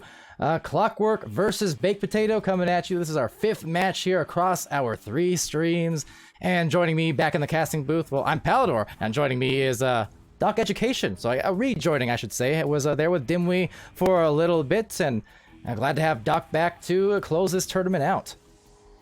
Yeah, good to be back with you, Pally. This is a really important matchup for Clockwork. If Clockwork can win this match against Baked Potato, they will end the tournament 4-1, and they'll still be in the hunt. I think it will go to tiebreakers, either a 3-way tie with Everest and Exploited, or a 2-way tie between Clockwork and Exploited. So definitely still not sure which of these teams is going to be going into the Master Tier, and so definitely Clockwork is going to be looking to make their to score as many points as possible and to win the round, and also Baked Potato should be looking to play spoiler. Yeah, absolutely. There's a lot of down to the wire business happening here, essentially, because over on channel 1 slash the main channel, I should say, where we're streaming on venues and have that full crew up there casting. I mean, lots of implications on that match, with Everest and Exploited about to be underway here. Looks like that's starting just about now. Both those teams 4-1 on the record. So yeah, with Exploited now things are Everest at 4-0 and Clockwork at 3-1, Exploited at 3-1. So basically, depending on the results here, should Clockwork win this match, should Exploited on the other channel win their match, this could turn into a very interesting tiebreaker type situation in terms of who squeaks into the Master Division, as Ares causing some great division in the goal for the first couple.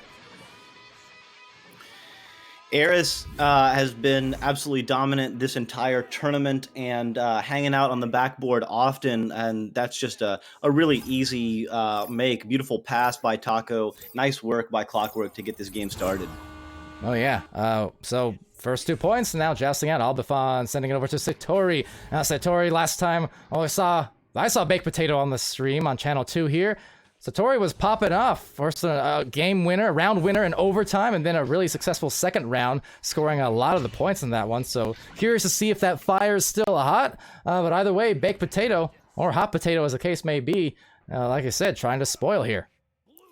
As the disc is bouncing around, Taco is going to look to get it, but your boy Sam is going to get it. Oh no, can't quite get that clear through, so Taco will pick it up to Baguette. Has to do a little bit of juking. Beautiful pass to Akinut. Akinut, a shield. Incredible ender move, holding onto the disc, getting the shield and the stun, and then putting the disc in. Yeah, doing them dirty there with that dive. Look at that, just so quick on the reflexes, and what a way to start off for Clockwork. 4 points in just a minute and a half of play, and off of a move like that can get you going even more so. Totally. Up by 4 and doing it in pretty dominant fashion. Akinut looking to, oh, wow. Just dinging off the iron there. Your boy Sam is going to be in the area. That would have been 7 points and a huge lead. So dodging a bullet right there is Baked Potato. Yeah, now trying to dodge through Ares' defense, but unable to do so. Of course, just that aggression you see in the thing about these matches, and we mentioned it towards the beginning when we were casting together, Doc, just how it's a battle of attrition, right? And the more energy you expend, I mean, in a long-form tournament like this, it can wear on you for sure, but that's the beauty of Echo as a sport, is just that it is so physical, and it's not just button presses. I mean, it's real-life physical action you're seeing one-to-one on all these throws and punches and brawls and otherwise.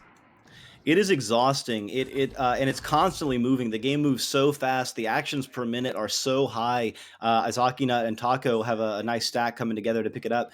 It does wear on you. And right now the emotions are going to be riding incredibly high, especially for Clockwork. They have a lot on the line. They've been riding that razor edge the entire tournament. Ooh. And look at that, your boy Sam hauling it in and throwing for a 3. So Baked Potato, they might be out of the running as far as master tier goes, but they're not out of this game, Palador. And talk about Razor's edge. I mean, exactly that. Razor is sharp on that shot. That was an incredible hit there. And what a way to get them started now, score-wise. So now Baguette with the disc in the tunnel sends it over to the pack. Ares there over to Akinut. Great spacing coming in from Clockwork. Aggressive defense now coming in from Scubs and Co. as they just try and monkey it in the middle here. Taco actually losing the grip. Disc is now bouncing around. Akinut will haul it in and pass it over to Eris. Eris has Baguette along the side, but jumping into the middle is Satori. So, but jumping right back is Taco. So a couple of incredible defensive moves there. Eris now is going to look to pass over to Baguette. Baguette along the backside. Baguette putting it in. They're back up by 3. Can't forget the Baguette, because otherwise, that's exactly what happens. Great spot, too, anytime you're on that backboard. So dynamic, so many options, and yeah, back on the score sheet there. Shout out as well, Mr. Mix and Smooth Riding. It's been a little while, hasn't it? No streams all week. Glad to be back on stream. Glad to have you back on stream, as well as Dan Mack in there, and all you people who have joined us throughout the different channels. Thank you for doing so. Absolutely, it takes a community to make these casts work, and the Twitch chat and all the chats, all the places people are watching. As that shot, oh wow, almost a great boop shot there off the ceiling. As now it looks like Baguette is going to have an opportunity. No, the defense is set up, so Akinut and Clockwork will have to reset their offense there. Baguette going to pass back to Taco for the reset. And yeah, wise reset, and there Frosty in the Twitch chat saying bow. Well, let's see, trying to get that disc, maybe wrap themselves up, a gift and a bow if they can get it to the other side, maybe regather before the defense gets into bubble, but they actually do get there.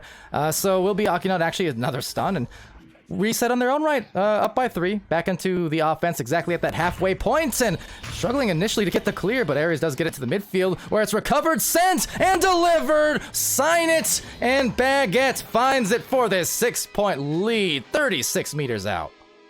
There are few shots in the game that are more difficult than that, and from 36 meters, that was past the half-court line, I believe, or very close to it. And I mean, that's just some incredible offense there by Baguette. Yeah, absolutely, in full confidence, but hit it so effortlessly, it looked like. I mean, more effort went into that, or less effort went into that shot than it took me to just get that last sentence out of my mouth. Never you mind, but back into the midfield, and a sturdy lead for Clockwork, but still plenty of time to expend for Baked Potato to cause some trouble. Yeah, and Clockwork definitely want to pour on the points right now. They want to seal this deal. The points are a tiebreaker. Taco getting the disc and getting the score there. But this is the time, Baked Potato, they're trying to play spoilers, but they are out of this match, they are out of this tournament as far as like advancement goes. And so if Clockwork can really close the door on them early, they can rest a little bit. They can continue to pour on the points, and maybe that will break the spirit of Baked Potato, especially in round 2. Clockwork does not want to have a fight on their hands. They do not want a close matchup. They do not want it going to round 3. They want to close this door as quickly as possible. And by as much as possible, but anything's possible when your Baguette gets it again and feeling absolutely on fire. Don't burn that bread, but right now they're making bread. That's money. Big time. This is what Clockwork needs to do. They sense, they smell blood in the water. They can tell that they're just a little bit more in sync right now, and so they're pouring it on, and that's what they need to do. Baked Potato has really got to dig in and get whatever reserve energy they can after playing almost 5 incredible matches. So right now Scubs is working along the wedge. They are gonna work along the side there, but it's Baguette and Eris with their stack. They have been causing havoc in the backfield all tournament, and it looks like Baked Potato is kind of content to just just kind of waste some time. Maybe they don't feel like they can win this round. Maybe they're just kind of trying to make it easy on themselves. Possibly. I mean, certainly don't have time to stall too much, but at the same time, given the context, maybe just a method of trying to ice Clockwork's offense a little bit. Just get them out of the rhythm by delaying it, even if they feel like they don't have a ton of time to come back in this round. Perhaps they can still slow things down and come back in the next round settled and ready to cause some more upsets. But so far so good for Clockwork. Absolutely, as Akinet's going to take a shot. That's another. Oh, I thought that was another one. Eris is going to have an opportunity, doesn't decide to shoot it. He's going to take it in slowly and get the 2. And again, this is important for Clockwork as well when you're talking about how efficiently and by how many points they close this one out. That's potentially going to matter too in terms of record-wise and tiebreakers, things like that. If it does come down to point totals, it could very well. So, I mean, this is all to their benefit as Baguette gets another one. And Baguette, like I said, cannot forget what a round. I mean, 10 points for Baguette. Yeah, Baguette really pouring it on. Baguette's been having a great tournament scene. I think at least 2, maybe 3 games from Clockwork, and Baguette has been the lead scorer, I believe, in all of them, as it looks like Baked Potato will attempt a clear through, and it doesn't work. Eris has also been a huge high scorer, and just like that, it's 21-3. So they're looking at a potential mercy. They, like you say, Palador, points do matter. The tiebreak may matter, and so they want all the points they can get. Yeah, hard to say where it all falls, and in fact, that was the case even with the first Challengers Cup 6 weeks ago, where it did come down to that final set of matches, and in the 5th round of the brackets, and it came down to just the most minute differences that ended up determining the winners. Now, last Challengers Cup, it was all the diamond teams for both North America and Europe who successfully got promoted into Master. The Master teams weren't able to defend their place, and we'll see if that's the case again here for Europe. It looks like that will be, and now with one more shot opportunity, will maybe be a mercy at that, and there's Aki getting the job done. With 10 seconds to spare, they do get the max point differential that they can possibly get in a round. That'll give them a lot of confidence and definitely make things difficult for Baked Potato to dig in and put up a fight in round 2. Yeah, absolutely. and Baked, again, they could be some ultimate spoilers here, certainly, but on their heels a bit in that round in particular, so Clockwork, to their credit, recognizing the business that they needed to take care of and, return into this final match on stream, this final set of matches, fully focused, fully aware of the situation where they can't afford to not be, and certainly executing that beautifully, everyone getting points, everyone getting assists. Certainly, so just full load managed there by all 4 players of Clockwork.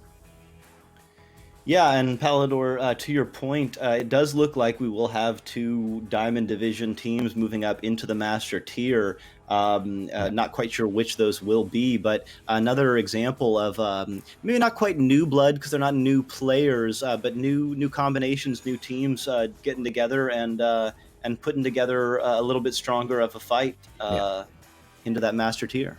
Yeah, and for Baked Potato here in particular, now they started the season in the Master Tier there, so they were one of those teams along with Nameless in Cycle 1 that were coming into the Cup as Master, but with that, Baked Potato, it's not even, I mentioned this in the last stream as well, the last cast I had there solo with just, we see it in North America with Wrath, for instance. I mean, these teams are so good at this level. So you look at whatever records they have in these individual tournaments or from Master into Diamond, but the point is you can have a Master team, falling out of Master, and then they still go on to have some amazing matches and victories in Diamond Division. You're still talking about the best of the best, no matter what. Absolutely, and it's a very fine distinction between each rank. I mean, even as you go into the Master Division and the top, the top team, the top couple of teams, the top 5 teams, there's just there are very fine distinctions that are separating these teams right now, and just such high levels of skill as this community continues to grow and develop. Ooh, those some soft touches on those passes there between the 2 players trying to evade that mighty fast stack. But a slap from Ares, or 2 Ares rather, losing the handles. Aki there, but Aki getting stunned by your boy Sam, as well as Satori, or Scubs rather. Now deep down into the other side of the floor, the defense trying to accommodate a headbutt there, just causing all kinds of a racket and some chaos, as Baked Potato attempts to regather and set up on their offense. They're spaced well, certainly, and they've got the passing lined up, so if they can maybe capitalize on this with one cross cut, there it is, a little too far out. Taco dove on it. Yeah, could have made that pass just a little bit earlier, and just the wait, although not waiting right there on the shot, and Baguette gonna haul it in and just barely into the 2-point zone. So Baguette trying to get that disc out of the hand, outside of the goal, but outside of the bubble rather, not quite able to. So it'll be a 2-pointer to bring them up by 4. All right, Baked Potato back at Joust advantage, trying to find their points. Only were able to score that lone 3 in the last round, so attempting to mix it up here and again just find their first goal to break that cap. Unfortunately, man, they are just icy hot and really icing out Baked Potato when it comes to the defense and then turning it into the offense. Yeah, it's hard to it's hard not to empathize with Baked Potato. They could have backed out. They could have forfeited. They decided to show up and play and bring everyone the game. The joy that is watching Echo Arena and casting Echo Arena. They're gonna be, fighting this entire game. Eris now with the disc is gonna make a pass, not quite able to connect to Baguette. Disc is bouncing low. It'll be picked up by your boy Sam, who will attempt the clear. The clear is successful, although it looks like the stack for Clockwork is gonna be there quicker. No, Satori gonna get the disc and take a shot. Ooh, wow, Scubs! Wow, what a slap! Well, that was smoking hot from Scubs and Satori. Great recognition on finding Scubs, and Scubs recognizing no time to waste. I just got to get rid of this. But the awareness of where Scubs was on the floor, that was a really nice hit. It was. Yeah, had a tough angle, but very quickly done. So just like that, Baked Potato flexing their muscles a little bit, showing why they are a top team as well. Taco with the disc. Heading up, unopposed, takes a shot. Disc is going to bounce low, and it's going to be your boy Sam clearing it out. All right, Baked Potato, they're going to have another chance at this. Looks like one of the Clockwork players actually lost an arm. That might be even more to the advantage here of Baked Potato. Baked Potato, they're showing that they're not going anywhere. Zatori finding the goal, and they got, 3 points now. Only down by 3 points in this round as we do get a timeout, I assume, to address that thrown out arm that I saw. Thrown out arm, maybe a little bit of casual, feeling like they had the game won from Clockwork, and maybe just a little bit of last minute juice from Baked Potato, saying, "Hey, we've only got 6 more minutes left to play. Let's give it all we got. Let's have some fun." Oh yeah, again, I mean, this was a theme as well. Ronin, we had Ronins playing at last match versus Exploited, and I mentioned this in that round too because it's a reality. These teams are just so good. It doesn't matter, like if one team really needing to take care of business in Clockwork or Exploited in the last match, they need that win. If they're not coming in fully focused, if they don't have their gas fully on the pedal or their foot fully on the gas pedal the entire time, you will allow these teams, whether it's Ronin, whether it's Baked Potato, any teams, they're skilled enough where they just need a small crack in that window and they will definitely cause some upsets. And we're kind of seeing a little bit of that potentially here. I mean, Baked Potato down by 3 still, but as I said, you let up, they're gonna score. Absolutely, these were players already in the Master Division for a reason, and they made the Challenger Cup for a reason because they are that good. They are, and with that level of skill comes a couple of things. Like you say, the ability to turn it on at any moment when the opportunity arises, and also, a little bit of pride. They want to show the fans, they want to show themselves, they want to, to beat a team like Clockwork, would make them feel great, even though it wouldn't make a difference in terms of going up to the Master Division. They definitely, that's something that they wanna do. So, be interesting to see if Baked Potato can dig in and put up a fight for Clockwork. Well, and the important thing too is you want to look at it this way for a team like Baked Potato or like last round a team like Ronin is looking like they recognize the cams. What's up, Sam? Satori Albifons, wave into the stream. Breaking the fourth wall. How's it going, guys? But as I was saying, sorry, for a team, even if they're out of this even if they're out of a tournament for this particular day, it doesn't mean the things they do today won't apply to the third cycle. In fact, you got to think of it this way too. If you're playing against Clockwork, you're playing against Exploited. I mean, Everest. You're playing against a master team or a team who's about to be master, right? And that means this is the last time for these Diamond teams that they're going to be able to even play those new master teams until potentially the next Challenger Cup. So really, you want to do your best here this stream, because the next time around that you see those teams going to master, it's going to be at the most crucial point of the season where you have to win or you're going home for the remainder of it. So that's the big stuff here. Still a lot of significance to every single match. There is, and there's no way to simulate the kind of pressure and focus that a VRML match brings to the table. Even if these teams could scrimmage against each other, for example, it's just not quite the same as the real live thing. And when you boil it down, there isn't a lot of playing time actually in these actual tense situations. So this is the opportunity to sharpen that knife's edge as we have 5 seconds left before the tubes open up. I mean, speaking of edges and knives, we saw some rock, paper, scissors being played, so maybe taking a little bit off of that edge and just trying to relax and unwind a bit before the remainder of this round, which is a strategy in itself. Just making sure that they're loose, they're not too feeling too discouraged, and they're gonna send that deep down for a near 3. Would have been a nice hit to tie it up. Wow. Yeah.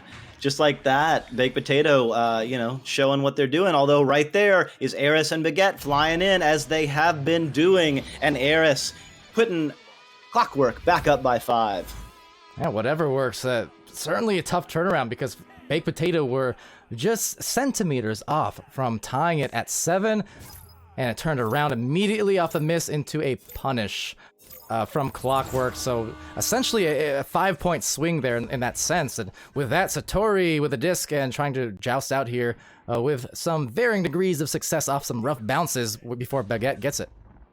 Baguette passes over to Eris. Eris is going to look back to Baguette, but stunned out by Scubs. That would have been a pretty high percentage opportunity there. So Baked Potato dodging a little bit of a bullet there, although right back into it is Eris and Baguette. Stunned out again. Scubs doing some work, but Baguette doing some work on the backside. Baguette with the score. They're up by 7 now.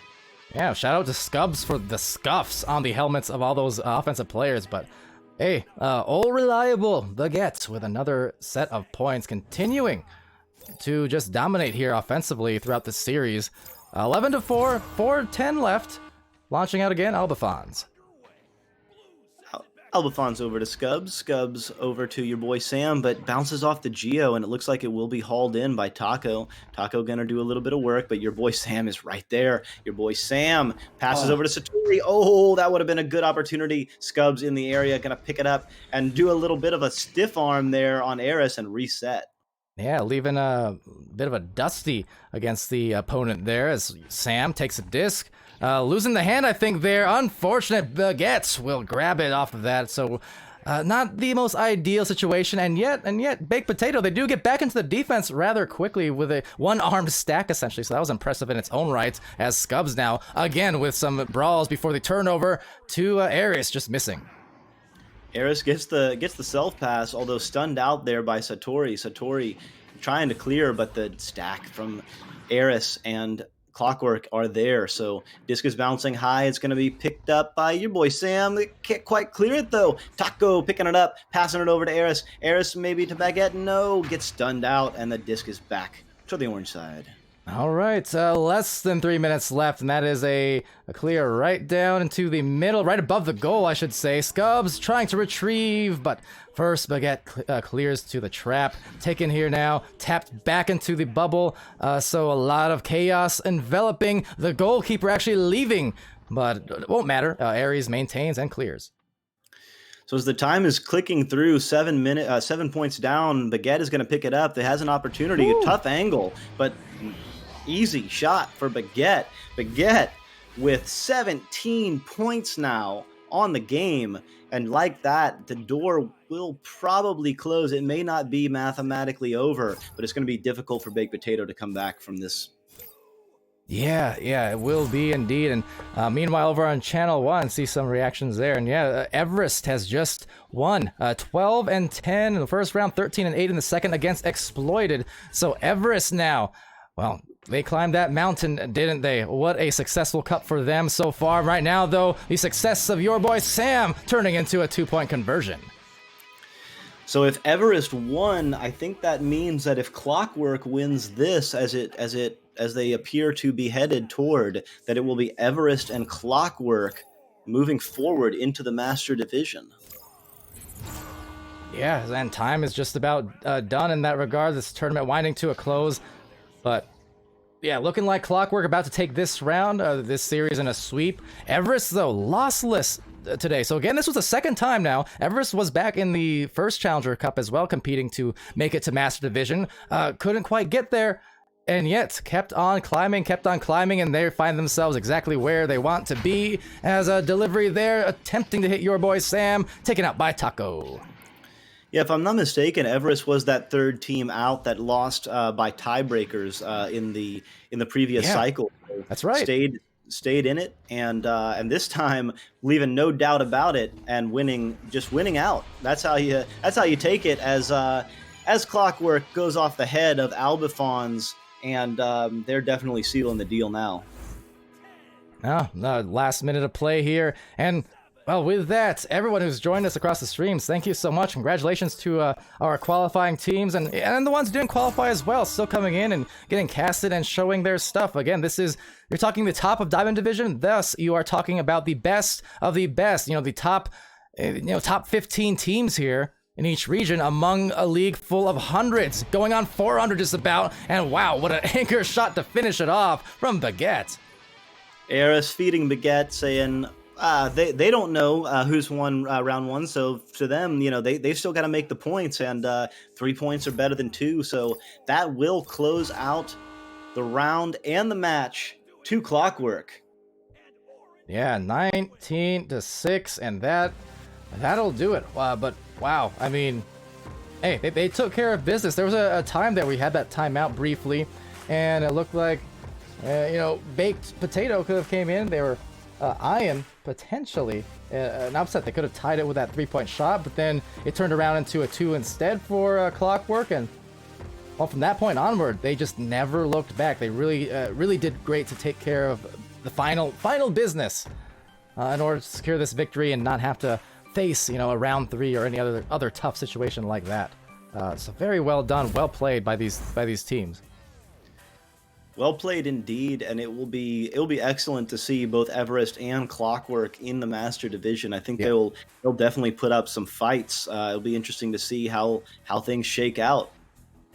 Yeah, I'm excited for sure. I'm excited on behalf of those teams. Again, this nice part about being on the caster's end, you just get to be universally excited for every single positive story that develops in the league and among teams on their growth. So I'm super excited for them. I mean, Clockwork getting their chance in the limelight now, and for Everest, and again for Martin especially, a return into the Master Division of Europe, a longtime player, but for the whole team, glad to see it. Again, not giving up despite tough results in the first cup, barely missing out. They put in the work, obviously, the last 5-6 weeks of Cycle 2, so that they were well prepared. They didn't leave anything to chance. They didn't leave it to tiebreakers. They just won every game over there for Everest, and Clockwork nearly doing the same with just a single exception. So, very enjoyable for sure. Doc, any final parting thoughts before we start closing this off and we get prepared for the North American Challengers Cups in the next few hours? Just want to give a shout out, as always, to our sponsors: HyperX, ProTube VR, VR Cover, Rebuff Reality, VRware, Asterion Products, and Fixed Music. And I hope to see all of you for the NA matches. They'll be starting in about 2 hours and 20 minutes from now. I think that'll be very exciting, as this tournament was. Don't forget VRware.net. Did you say them? Or am I VRware. I said VRware. I did not say VRware.net. See, I'm so trained for the .net part. Important distinction though. .net. You can bet.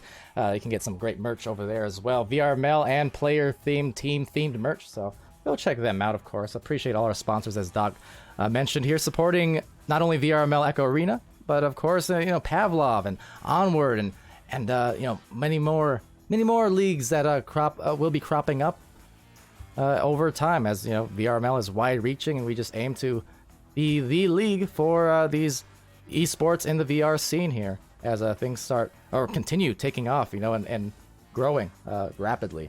But yeah, shout out to them, absolutely. For everyone here looking now to join us for the North American Challenger Cups, that's gonna come up in the next few hours here. Be starting at 3 Pacific time. Will be 6 Eastern, of course. That's 1 a.m. UTC and 9 a.m. AEDT for our Aussies, wherever you may be. But yeah, that's coming up later today. Equally high stakes, and I'm sure some equally competitive matches across all 3 VRML channels, you can be sure.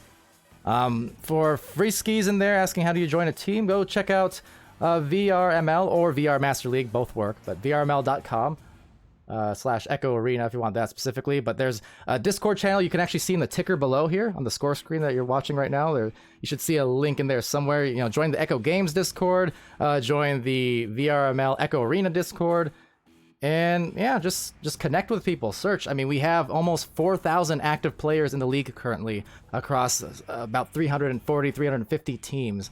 And it's growing every single week this season, and really for the last year. So it's free to join. Echo Arena, obviously free to own, free to play. All of this is free for you. Community ran on the VRML side of things, and we cast and we moderate and we do all that stuff here for the love of the game, because we are from this community in particular. So go check it out. That said, we're gonna check it out now, or check out now, I guess. But thank you to Doc Education for joining me here on Channel 2 and on Channel 3, of course, when it was casting with Sir Dimwee, so shout out to Dimwee. Thank you to our venues casters on the main channel, Nightfire, So Much for Subtlety, Sputnik Cobra, Swift, It's Me, Ollie, all part of the mix. It's been a fun time, And until our North American Cups later on, congratulations one more time, Clockwork. Congrats to Everest. And yeah, be happy, healthy, safe, and good to each other, everyone there at home. And we're gonna see you again really, really soon. Take it easy.